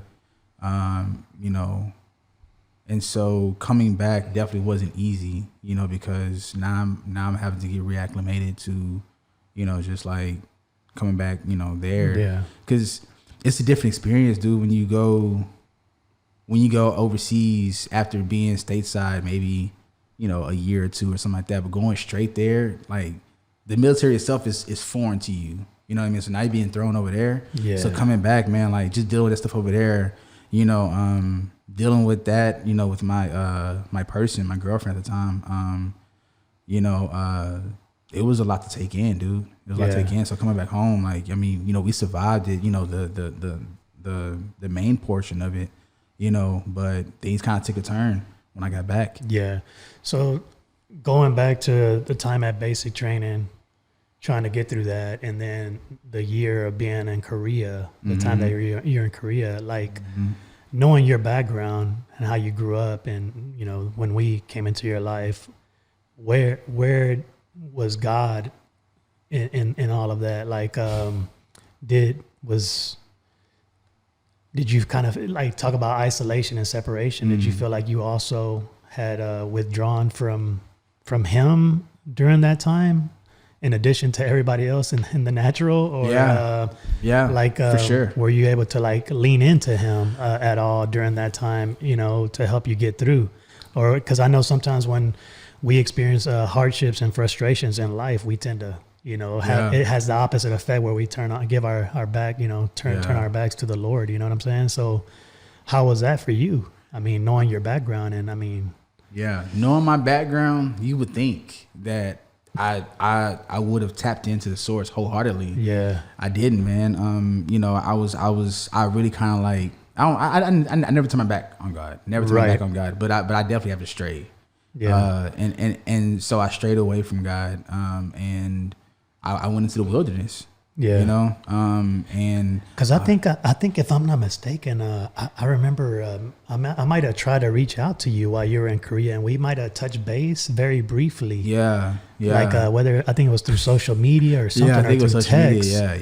And even through there, I know a lot gets lost in translation, because it's it's not like an actual phone conversation. I can't hear your voice, but I did recall like noticing like a bit of a I guess indifference, like you're a bit indifferent about things, like just kind of how would you say it, just kind of complacent, like not really showing much interest in you probably, not probably, you did. You saw a difference, bro. I mean, but because you got a chance to like really get to know me, on a whole different level, and like you've seen the real version of Sterling, so when you see something different, it's noticeable. Yeah. And it definitely was noticeable. I mean, and you were absolutely right. Like I was definitely in a different place. I can't remember exactly when we spoke, but I'm pretty sure when I got back from Korea. And I think I probably was posting pictures, stuff like that, just of my time over there or whatever. But yeah, I was definitely not in the right place, not in the right mind, spiritually, mentally, just all of it, like emotionally. And sure enough, once you touch down, once I touch down stateside, I think, I had a little bit of time, and then, now I was going to Colorado. Yeah, I remember that. Yeah, I was heading to Colorado for my second duty station. Okay. Yeah, and at that time, that's when, decisions had to be made with, the woman that I was with, And that was at Fort Carson. Carson. Yes, sir. And that's not too far from where we vacationed to together. Yeah. To go. Pikes Peak. Yeah. Actually, when I was there, I actually drove by there, and I was like, so that's church we went to Desperation. Yeah. I think I remember like asking you, or like kind of like hinting that you should go check it out or something, And Fort Carson? Yeah, while you were out there. Oh no, it was the Air Force Base. Okay. Yeah. Because remember, off of 25, 24. Yeah. You saw the Air Force thing on the mountains. Yeah. So that was the Air Force Base. That was the main one. And so Fort Carson's like on the other side of the on the back side of the mountain area. So So no, dude. Yeah. That was, and I mean that's part of the reason why I picked Fort Carson, honestly, bro. Because I remember, they gave me like a wish list, and which is also dope too. Because when I was over there in Korea, because I had served, a year at a duty station, they gave me like a wish list, and so I was able to like, list I think like 3 different places that I wanted to go to. Yeah. And at the top of the list was Fort Carson, and then the second one was Fort Hood, and then I think the third, I couldn't remember the third one, but. They actually was like, hey, there's no time slot for when you're getting out. There's no time slot, for you to go to Fort Carson, so you have to go to Fort Hood. And so I was like, Like, all right, that's fine. I mean, of course, that's in Texas. I was like, that's fine. You know, I guess I go to Killeen. And then like towards like the end, like right before I left from there, they called me back and like, hey, we found a spot for you to go to Fort Carson. I was like, bet. So like, I love that part, like, because I really want to go to Fort Carson. So, because I got, you know, cause when we were there, that was my first time going to Colorado, was when I went with you guys. Yeah. And I remember it was beautiful, bro. Like the weather was gorgeous. In the summertime, bro, like, you know, you live in Houston, the summertime there was like equivalent to our spring. So yeah, it was dope, man. So no, my time there was nice. And, so being there, yeah, like I said, that transition, with, you know, the mother of my child, my daughter, like, at that time is, you know, I think we have both kind of understood, you know, that maybe, well, I separated from it really. I think she, you know, she still wanted to pursue, and I think I was just in a different mindset. So then, you know, so I separated from it, separated from her. And it wasn't easy. You know, in her mind, it might've thought it was easy, but for me, it wasn't, because I still had a love for her. But of course, all I did was, you know, I got married, you know, sometime after I ended up getting married, and which brought about my third child, Ian. He's 8. He just turned 8 this year. So you met somebody while you were over there in Fort Carson? So more like rekindled, I guess you would say. No, I'll lie. Not even rekindled. It was more like she was a family friend. Okay. Yeah. So like that's kind of how that came about. Yeah. And so, you know, meeting up with her, and because I didn't have God centered in my life, I was making rash decisions. Yeah. Just going with the flow, just flying with the wind. And I was just like, all right, you know, so now I done broke up with this, you know, this woman, and now, you know, I'm meeting this one. And so in my mind, I really feel like I just kind of like just did this. Like that's all. That's what I did. Yeah. You know, like just replace one with the other, because in my mind, I was ready to be a father. I mean, I'm sorry, I was ready to be a husband. I was ready to get married. Yeah. You know, and so that was, and honestly, I really think the reason why I was ready, well, I thought that I was ready. Again, this is my plan.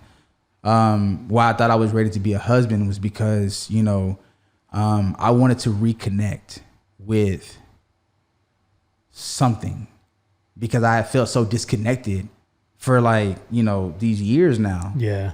So now, you know, I was, you know, driven by that. And I was like, I want to be married. Like, I want to be able to have something to come home to. Like, I spent so much time going home to nothing, or, you know, to a roommate, you know what I mean? You know, or to other people, to strangers, people that I just met, you know, who became my brothers and sisters, you know, in arms, but, you know, still it wasn't family. It wasn't familiar. Yeah. So I wanted to have something familiar that I was coming home to, you know? And so I think that's really what birthed that idea of wanting to be married. So I did it. Yeah. I did just that. And like I said, you know, with that marriage, as you could probably assume, it was rushed.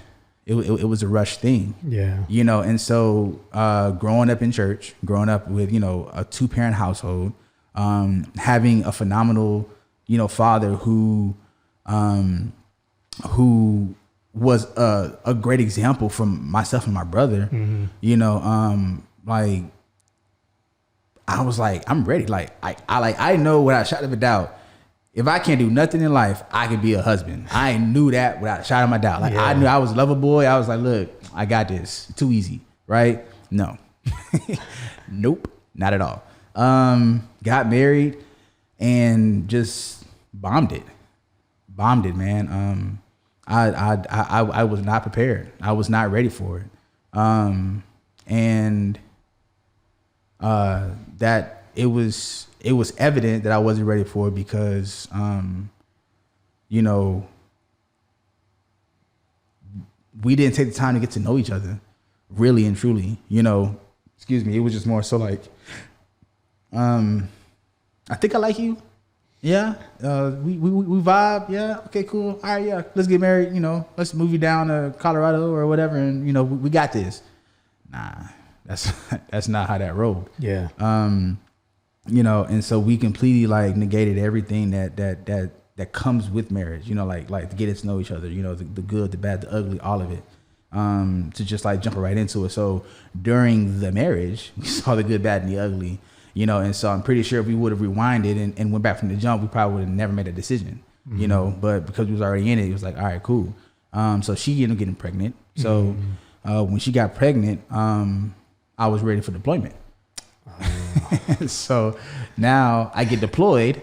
And so she has my youngest while I'm deployed. So once again, I'm not here for the birth of my child. Oh my goodness. So yeah, man, so now you can kind of see where there's disconnect, you know what I mean? Because when you not only not being able to be there during the process of the pregnancy, right? Not the action, but the process of like, the growing pains, the waking up at night, to go and, do this, do that, like all the things that a father, would go through. I didn't get a chance to experience that except with my daughter. I experienced that a little bit with my daughter, which I was grateful for. But my youngest and my oldest, I was not. Because, my ex-wife and I weren't seeing eye to eye, she wasn't living with me, so, we that whole process of pregnancy, I wasn't there for that. Mind you, we're married. So I didn't get a chance to be there for that process. So, so I'm saying that to say like, now here's that disconnect. Because, I didn't get a chance to hold, I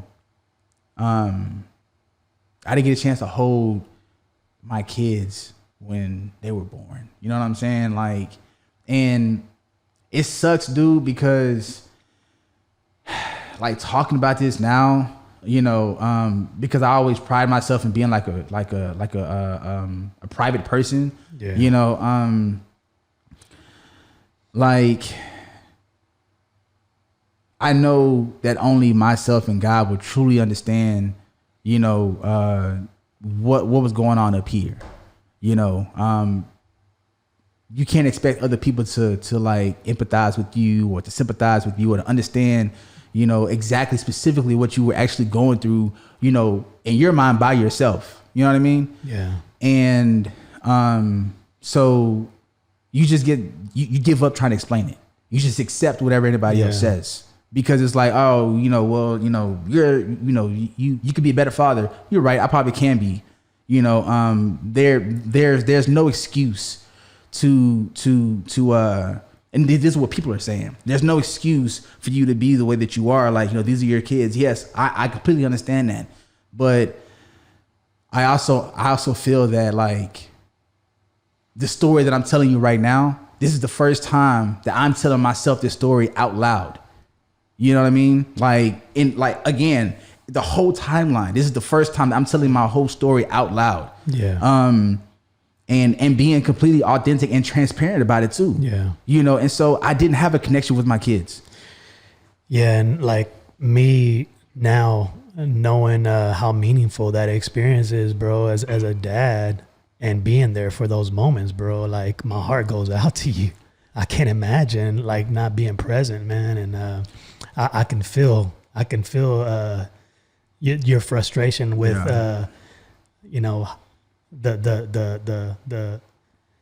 where life took you in those moments that were supposed to be special. You know what I'm saying? Yeah. And I can't imagine, what that must feel like, bro. Yeah. And I like now that I've got to experience that, like all I want is for others to be able to have that same experience, man.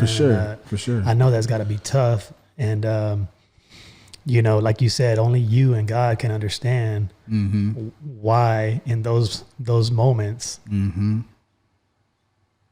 that he allowed life to take you where it took you. Yeah. You know what I'm saying? Yeah. And I can just imagine Yeah. feeling, man, like. Yeah. And I mean, and I don't try to make excuses, bro. Like, I mean, like that's one thing that, you know, like if you really know me, you know, I'm not gonna make no excuses, man. Like, I mean, it is what it is. I have no problem with saying or admitting when I'm wrong. I have no problem with, you know, just being open with that, because I mean, like, looking in the mirror is something we do every day, you know, but we really don't look in the mirror. But like, I have no problem with doing that, dude. And just like thinking about, like, you were probably what, 27 years old at that time? Yeah. Well, yeah. When you had your youngest. Yeah. So between 22, because they're 8 and 13. So yeah, 5 years apart. Yeah. So yeah, 5 year time span. Yeah. Wow. So 23 to 27, or 23 to 28. Yeah. Yeah. Yeah. Yeah, man. Before I was 30, bro. Before I was 30, man. Beat me to it, man. Yeah, man. Look, dude. Like, I mean, that's why, like I say, man. Like, from the moment we kind of like where we like life took us in different directions. Yeah. Like, man, it seems like life was coming at you like fast and like fast and fast and furious. Like, literally, man. Yeah. Like, you know, that's why I was looking forward to this, man. Like, because.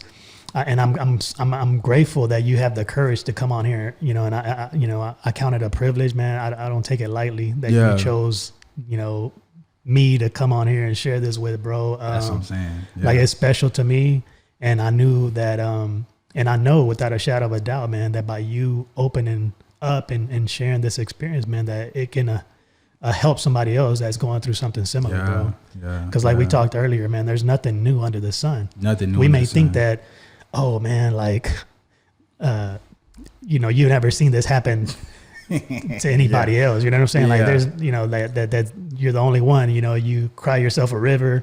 Yeah. You know, you think that the rain cloud is just hovering over your head. You know, when in reality, man, there's many people going like through something similar as you. Man, and that's very true. And by you sharing and opening up, man, like, you can help somebody heal that needs healing. You know, and you yourself can heal in the process by hearing yourself, you know, talk about it, bro. Straight which up. I feel like it's happening in this moment. It is, man. It is. And if I could share something real quick, man, like to caveat on your point, like, sometimes we don't understand the reason why we go through what we go through. You know, even in that moment when you're going through, you're just like, why, God? Like, why is it that I'm going through this? And we wouldn't sometimes. We'll get that answer, but we won't get it when we want it. When you want it. You know what I'm saying? Because I could imagine myself, if I was going through that, like, the first feeling I would have would be like, why am I being robbed? Yeah. Why is life robbing me of this that I've always looked forward to? Yeah. These moments where I knew it was my time to shine. Like you said, you knew you were husband material, father material, by how you were raised, and you know, the model that your, you know, dad gave you, like, you were ready for this moment, and to have that robbed from, you know, taken from you. Yeah. Like, I know that would be you know. I didn't know why, bro. I did not know why. I was like, yo, why is it like, I literally asked God, I was like, why? Because it made no sense whatsoever until, and this was like a few years down the line, like God revealed it to me. Not even in that moment that I asked, but like I said, a few years down the line, I went to a family reunion. It was random. Went to family reunion on my dad's side. I met a cousin. Everybody's cousin. You know what I'm saying? So I met a cousin. I think I shared this with you before. But like, I met him, and he just told me, he was like, he's like, man, like, you know, like, I went through this, and it was identical to, like I said, my marriage. And I was like, that's why. Like, I feel like God was like, that's why you went through what you went through. Yeah. I was like, okay, cool. And like I said, haven't talked to him ever since. I don't even know where he's at, but you know, he was grateful about that. You know what I'm saying? So like, yeah, it was great, bro. So those are those moments where God is like, hey, like, you know, I'll answer when it's time to answer it. Yeah, man. And we talk about fashion in our lives after, you know, Christ. Yeah. And how he told us that we've got to take up our cross and follow him, you know, if we want to be true disciples of him, man. And a lot of times we don't understand that cross that we bear through life is going to be fashioned for us and nobody else. Nope. And only we can carry that cross. Yeah. You know what I'm saying? And there's nobody else that could have carried that cross like you did. You know what I'm saying? Like many people can sit there and judge and criticize and shame you and try to, you know, say, oh man, you know, but there's no way they could have probably handled it the way that you did and come out on the other side to tell about it. You know what I'm saying? Yeah. And now you do. Now you get to come on the other side and tell about it and share with others, to like how your cousin shared with you. Like he had gone through something exactly identical. The same. Yeah. You know what I'm saying? Yeah. And so now you lived to tell about it and to help others get through it. Like God helped you get through it. You know what I'm saying? Yeah. I mean, in every experience, dude, like I took about time, embrace it, you know, because at some point, you know, either you're going to use it or it's going to come back, you know, to where you can share it. Yeah. You know, and so embracing those moments, man, and like, you know, understanding that if God didn't equip you to handle it, he wouldn't have given it to you. Yeah.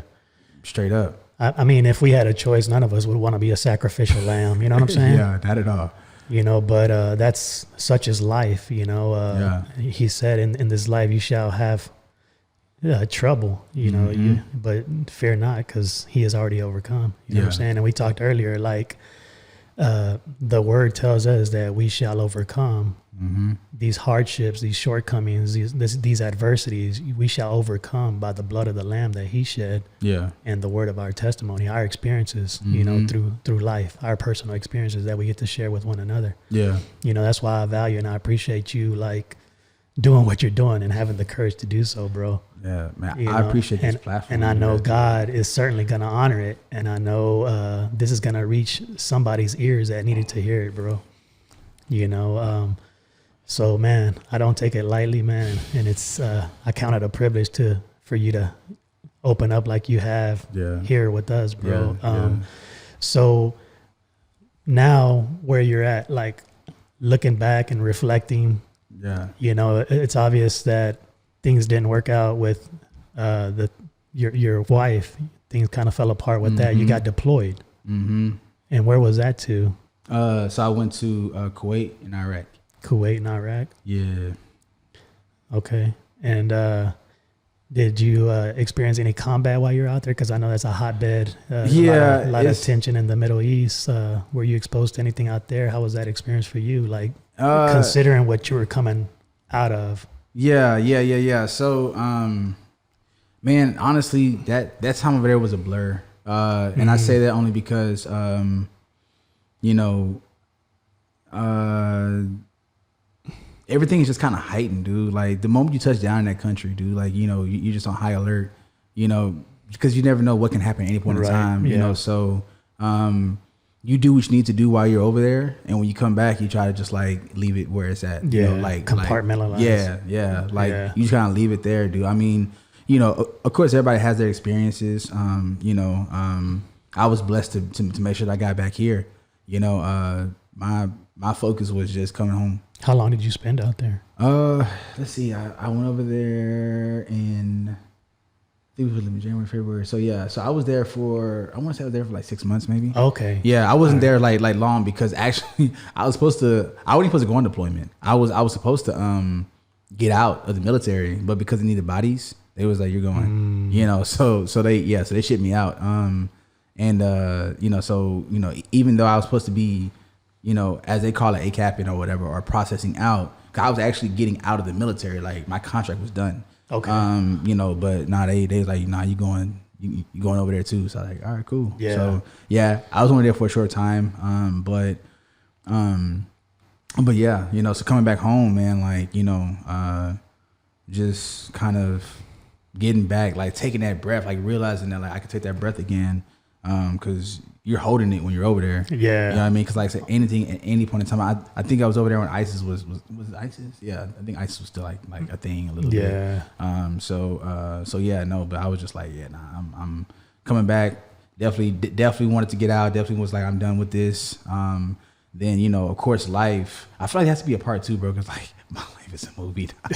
It's so much, but no. Shoot, maybe we could sell this script to somebody that listens to it. Hey man, look, hey, shout out. We got our boy Doug right here. Maybe he can get into the filmmaking industry. You know what I'm saying? Look, hey, no, but for real. So like, of course, coming back and like when I got out, I had no intention of getting back in. You know, still experiencing life. You know. So were you and your wife still together at that time? Did y'all technically yes, because I was because she was pregnant. And because I was deployed, stuff like that, like, you know, we couldn't, you know, like go through fully with the divorce thing. So, technically, we just separated, but we were still technically together. Technically married. So that wasn't finalized, I think, until like 2017, maybe. Okay. Yeah. So you went, when you came back from Iraq, Kuwait, you went back to Colorado? Yeah. Okay. I went back to Colorado, and then I was there until the rest of my term, and then I got out in September of 2015. That's when my ETS, that's when my contract was expired. And then so I got back home, and that reacclimation period was like, I told myself like, all right, cool. Like, you know what? I'm gonna give myself, you know, a few months. Like, 'cause I got back in September, so I was like, you know what? I won't start looking for a job until January of next year. I said I'm gonna give myself these few months to kind of like debrief. You know, you just spend, you know, some time in, you know, in Korea, Iraq, just overseas in general, in the military. So, you know, just the first time you actually have time to just not be bound to like, you know, having to get up at 5 o'clock in the morning and do this, do that. Like, you have time to yourself now. So, you know, catch up on the things you missed out on. Yeah. And so I was like, 3 months, let me give myself that. I'll start looking for work in January. Yeah, that lasted for about maybe a week or two. I was just like, because you're sitting at home literally, and you feel like a bum. You know, like you feel like, because you're so used to on the go all those, for all those years. So like now, I'm like, I need to do something. So I did exactly what I do. I got a job. I started working with kids again, which was cool, and that worked out. And so, yeah, and life continued on, dude. Like, I mean, life continued on. Like, I was still, you know, facing my struggles, you know, with women and, you know, like I said, you know, but the one thing that really kind of got with me was, now I need to learn, and this is real when I'm saying this, learn how to be a father. Right now, that's my focus. Like Sterling right now, as like real time, is learning how to be a better father. Because I can sit here and tell you wholeheartedly that being like fatherhood is something that I'm still learning how to do. Yeah. You know, and so when I got out, I didn't know how to be a father, you know. So now, that's something that I'm learning, that I was learning at that time. You know, okay, so how do I do that? Because I have one child that's foreign to me. You know, I have another one that I was kind of around, and then I have one that I was around, but you know, I wasn't active. So, like, what do you do? Yeah. You know, I mean, you're paying child support for all of them, so at least you're doing that part. But how are you actually, you know, being a part of their life? Yeah. Like them knowing you, you know. So that was a whole thing within itself. A whole thing within itself. Yeah. And as I told you before, that detachment, it was a real thing. I didn't know it was a thing until recently, but I was detached from my immediate family and from my family. Like, I was a version of Sterling when I got the military. I was a version of me. I think all things that I experienced, just the time apart, you know, time away, you know, just the life that I experienced, like, I was just not a version. I say I was a shadow of Sterling. You know what I mean? And I didn't know how to sit with that, because at this point, God has always been, you know, in my life, but I didn't practice. You know, I would pray before I ate my food. Yeah. You know what I mean? But apart from that, like that was the only time I really talked to God. And I mean, you know, thank God that, you know, he was still fooling with me because, you know, grace is important, dude. But yeah, so like I really wasn't talking with God on a regular, not even once a week, dude. Like it was just, so I was completely disconnected. And I could feel that. And I think at one point somebody even like a close friend of mine, or maybe even a family member, brought up the saying the prodigal son. It was just like, you know, like literally the prodigal son, dude. Like not like, you know, just going off to the wilderness and like just being gone. Yeah. You know, and trying to find my way back. Yeah. And yeah, so life over the years, life really just kind of like, you know, I went through the trials, and it brought me, you know, fast forward, it got me to 2019 where I finally took that time to seek help from all the experiences and all the hurts that I didn't like really allow time to heal, you know. And so 2019, man, I had like a mental breakdown, you know, and that's when I knew it was real. You know, like my parents had, you know, was telling me about these things. They're like, hey, like, you know, we noticed a difference in you. And, you know, of course you're in denial because, you know, I'm like, all right, cool. You know, but you don't know. But yeah, I was in denial, like I said, until 2019 when I actually had that mental breakdown. And that's when it became real. So I was just like, okay, I need to seek some help. Mm-hmm. So that's what I did. I sought the help. And that was a hard process within itself because I didn't think anything was really wrong. You know, I thought, well, actually, you know what? Yeah. I didn't think anything was really wrong because, you know, I'm just like, you know, like this stuff is normal, which I mean, it is, but I thought I was by myself for a lot of things. So, you know, you don't want to let people in that world. Yeah. You know, you're just like, you know, now like I'm gonna, you know, let alone, you know, I feel like because of these things, like I can't go to God. I can't go and ask him for help. Right. You know what I mean? I can't, you like, I'm broken. Like I haven't talked to you like in like some months, some years, maybe, you know, like if I reach out to you, like you still remember my name? Mm-hmm. You know, these were real thoughts that was going through my head. I didn't think that like like I thought he blocked me. Like I thought if I dialed his number that like I was gonna get the dial tone. Yeah. You know? So I was like, all right, well then what's the point of calling? You know, I still got the number on my phone. Yeah. But I wasn't pushing that number. And so yeah, so it was a thing, dude. And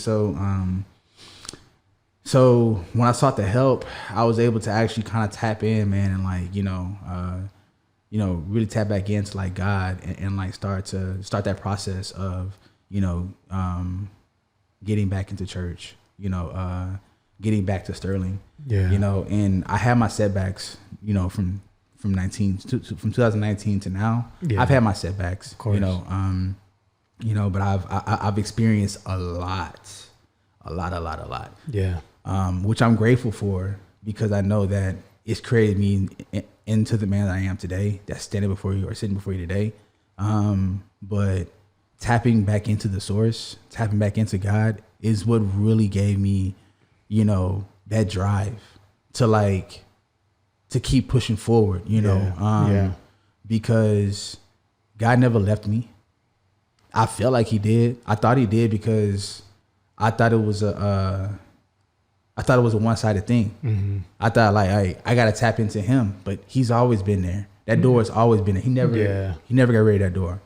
You know, I just had to open it, and you know, I kept trying to knock on it. You know, wait for him to answer it, but the doorknob was on my side.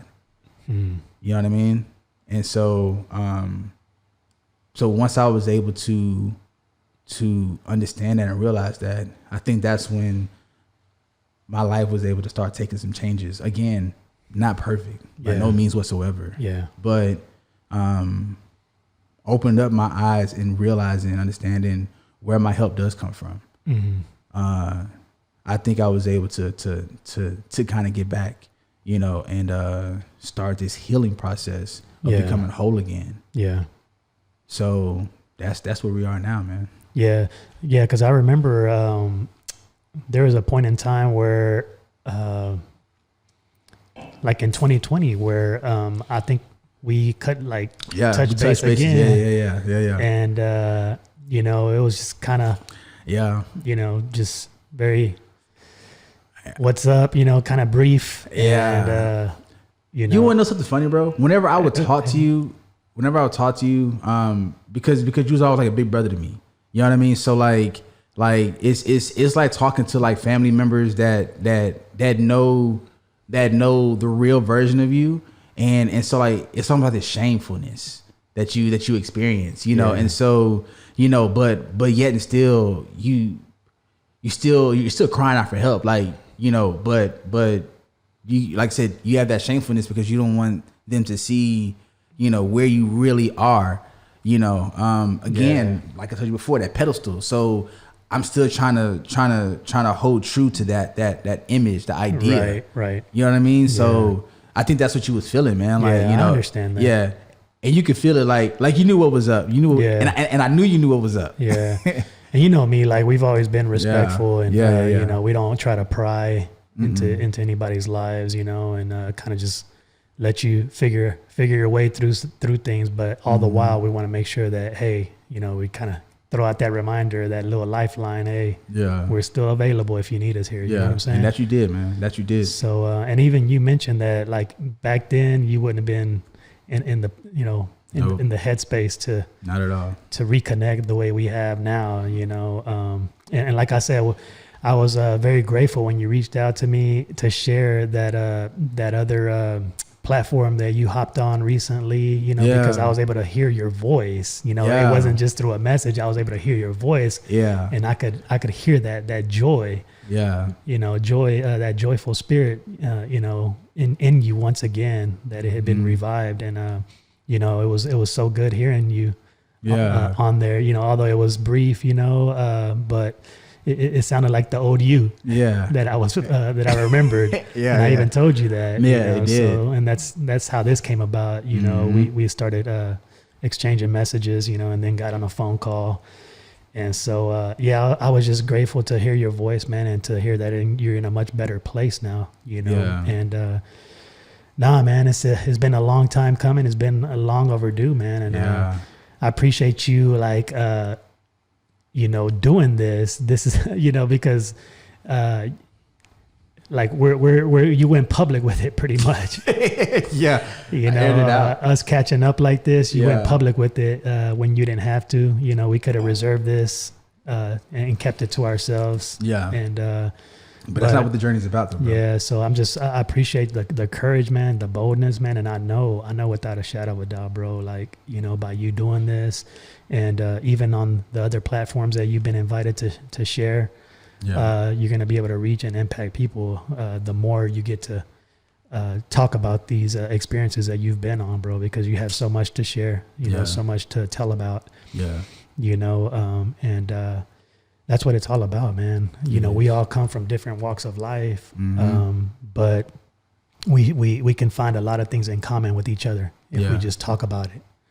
You know, and a lot of times we hold back because of some shame or guilt that we may feel, embarrassment, you know, because what others may think about us, bro. But you've always known that, you know, it's all love here. Yeah, exactly. And so he who has no sin, let him cast the first stone, man. You know, none of us are perfect, bro. Not at all. So, and that's what we've always been about, you know. So, so I'm just grateful, man. So, what are you doing now? Like, what, you know, are you involved? Are you working? You got any projects going on? Now that you've caught us up, you know, let's talk about going forward and you know, plans moving forward and the end goal. You know, what that looks like for you. What are you involved in? What would you like to see happen for you? And like you said, you're the whole fatherhood thing with your family. What does that all look like for you? Man, so definitely. I guess I want people to hear. Yeah. And for practical purposes, if people going through the same thing, that they can see how you're approaching things and perhaps take a page from your, playbook. Understood. And maybe apply that to their lives, to help them get through and pick up the pieces of what life has dealt them. You know what I'm saying? Man, honestly, what I'm doing, and it goes hand in hand. I'm tapping back into Sterling. Mm-hmm. Just plain and simple. That's what I've been trying to do. To tap back into Sterling, to that version of Sterling that was, walking in its purpose. Who kept God first. Mm-hmm. Who was confident and knew who he was, not only in himself but in Christ. You know what I mean? And so that's I've been really trying to tap back into that person. That's what I've been doing. Yeah. And a lot of that starts with loving you. Loving you. Because when you go through life situations and stuff like that, like sometimes you lose that love for yourself too. That self-worth. Yeah, there you go. That self-worth because you're basing your self-worth off of other people's validations. Well, and also the experiences that you've been through. Mm-hmm. Mm-hmm. Trying to look for that validation, but also still trying to uphold that image. You know what I'm saying? Yeah. So really just tapping back into like reconnecting, bro. Like literally, like I can't remember exactly how. I know we slid in DMs with each other, but like I can't remember like if I shot it first or you shot me video, like I responded like, oh no, it was because you heard the message, the clubhouse, the clubhouse, yeah. So shout out to that, man. Like I actually got on to Clubhouse because of my boy Tillman. He's the one that's the founder of Phenomenal Fatherhood, and so reconnecting with him. He's really kind of like, and along the way, like I have other guy friends that I've really been like I keep my shot group real tight. I don't talk with a lot of people, because you got to be careful who you talk to. But right. But Tillman's definitely one of those the guys in that group, and so he's one that got me in Clubhouse. So that's why you heard me on that, because he actually, that segment was off of fatherhood. And so, we talked about that. So with us reconnecting, man, like that's something that I've been really wanting to do this year is have meaningful connections. You know what I'm saying? Like not just connecting with people just because, but actually having meaningful connections and reconnections. And so with us reconnecting, it was right on time, because my vision is to do stuff like this, like what we're doing right now, just having authentic conversations with one another.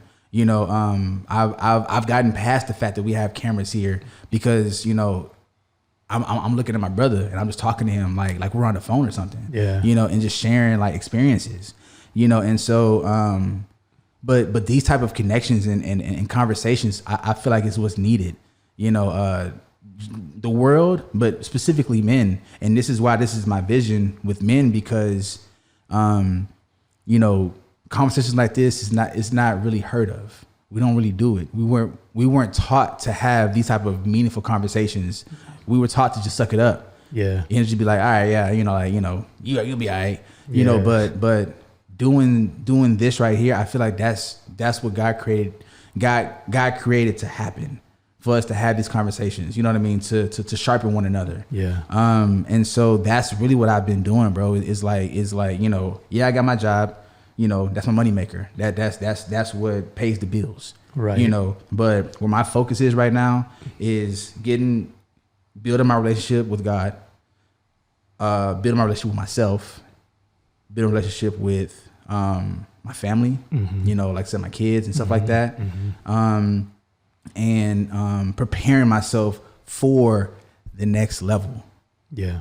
For that next step that I know God has ready for me. Already. Like he got it ready, bro. He just waited for me to like really tap into Step into it. Yeah. So that's what I've been doing, man. Just really just doing that.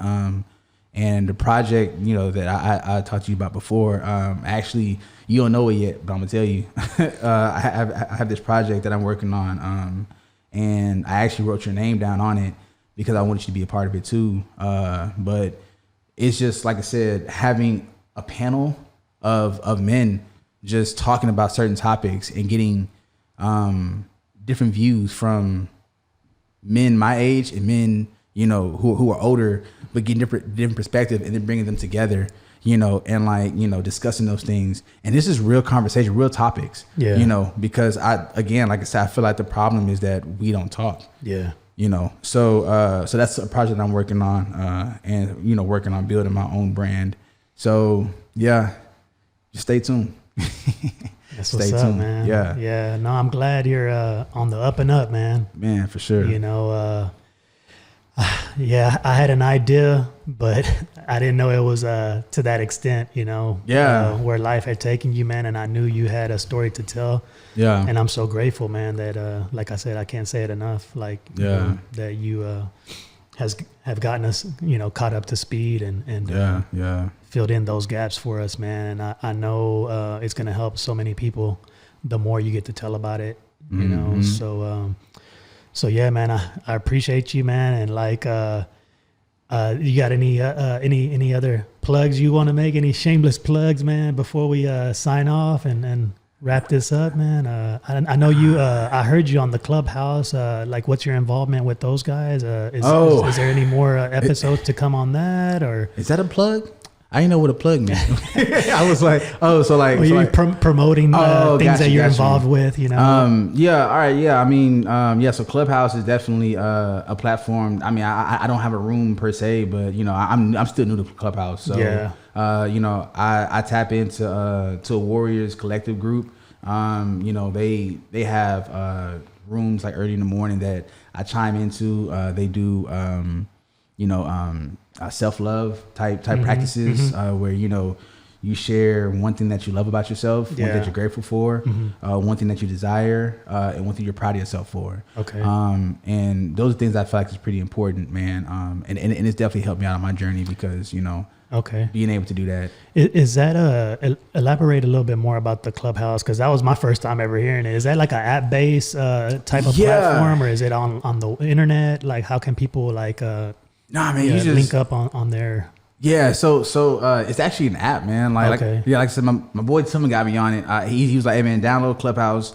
I downloaded it. He invited me to the room. So think of it as like Clubhouse is an app, but it's like a house, right? Yeah. So Clubhouse is like a house, and then you have different rooms in the house. Okay. Yeah. So Clubhouse is the house, and then the room that I'm a part of, like, is one room in the house. I guess it takes me back to AOL days, AOL chat rooms, you know? Yeah.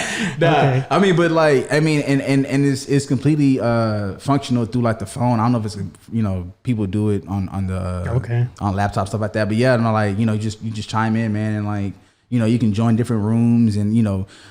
They put the subtitles up top, like saying like, you know, what kind of room it is, like, you know, topics of it and stuff like that. So like I said, the one that I'm a part of is self-love, you know, like I said, under Warriors collective group. So that really helped me out a lot.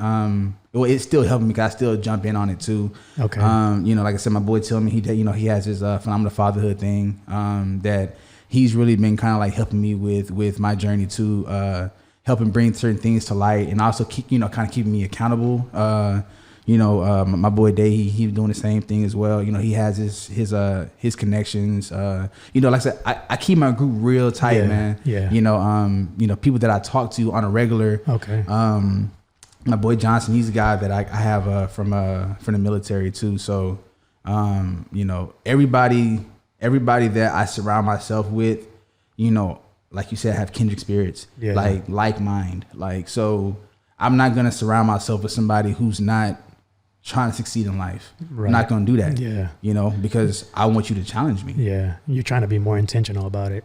Intentional relationships, man. Yeah. That's really what it is. Yeah. So let everybody know before we sign off, if perhaps, you know, this episode reaches the eyes and the ears of like you know, veterans or other dads that, you know, might have like related to what you're going through and they want to connect with you, like where can they find you at? Are you on social media? Yeah. So I'm on social media. Where can they like link up with you? Did you want to disclose that or?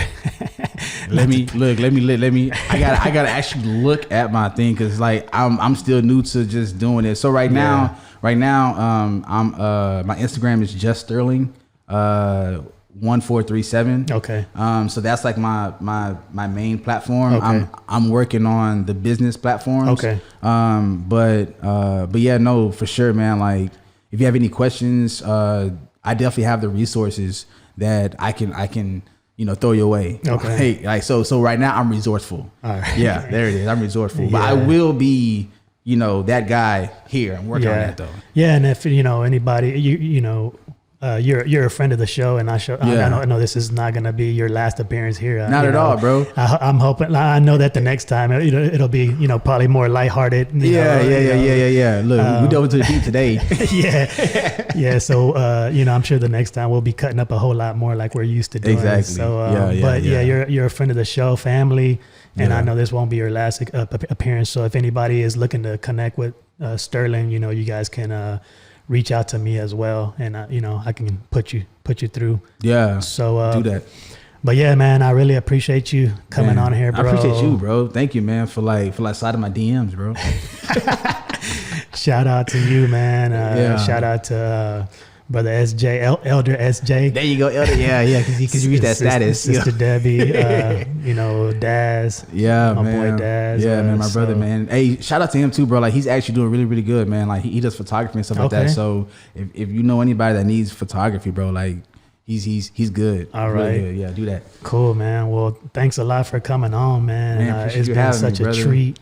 Yeah. Like chopping it up with you. Yeah, reconnecting, bro. Like, man, like. This was dope, bro. It was so long overdue, man. So now you know where we're at. Yeah, man. What we doing? What happened to Endless Pursuit? Yeah, it didn't go anywhere. It did, man. 3 p.m. Like you guys at 3 still. So yeah, 3 p.m. bro. Yeah, like, yeah. I don't know what that shirt is about, but I had the shirt for a long time, bro. Like that V nut. I'm sure our merch is due for an upgrade. So gotta. Yeah. So yeah. Man, this is dope, man. Keep doing this, dude. Like, I mean, if I can, if you're open to talking with more and more people, like I said, I have people that you can talk to, bro. Like that I think, like I said, my boy Tillman, I'm gonna talk to him about this, bro. He's definitely gonna see this episode. So yeah. But I appreciate you having me, man. Like, this is a product of who you are. You know what I'm saying? So I appreciate you for just being obedient, and walking in the light that God has you in, man. Like this is dope. Like I remember this was just an idea, and now look at it, dog. Yeah, who would have thought? Who would have thought, bro? Like look at it now. This is dope, bro. Yeah. So yeah, definitely not gonna be my last time on this thing. Yeah, appreciate you, man. Well, it's been so fun, man, and I look forward to the next time. And everybody tuning in, thank you for sitting through this conversation, man. And I hope it's blessed you. I hope it's enlighten you somehow, and that it's been a help more than anything. So and that's what we're here for. So thanks again for all the support, and we look forward to you guys coming back and chilling with us. So until then, God bless, and until next time. Yeah.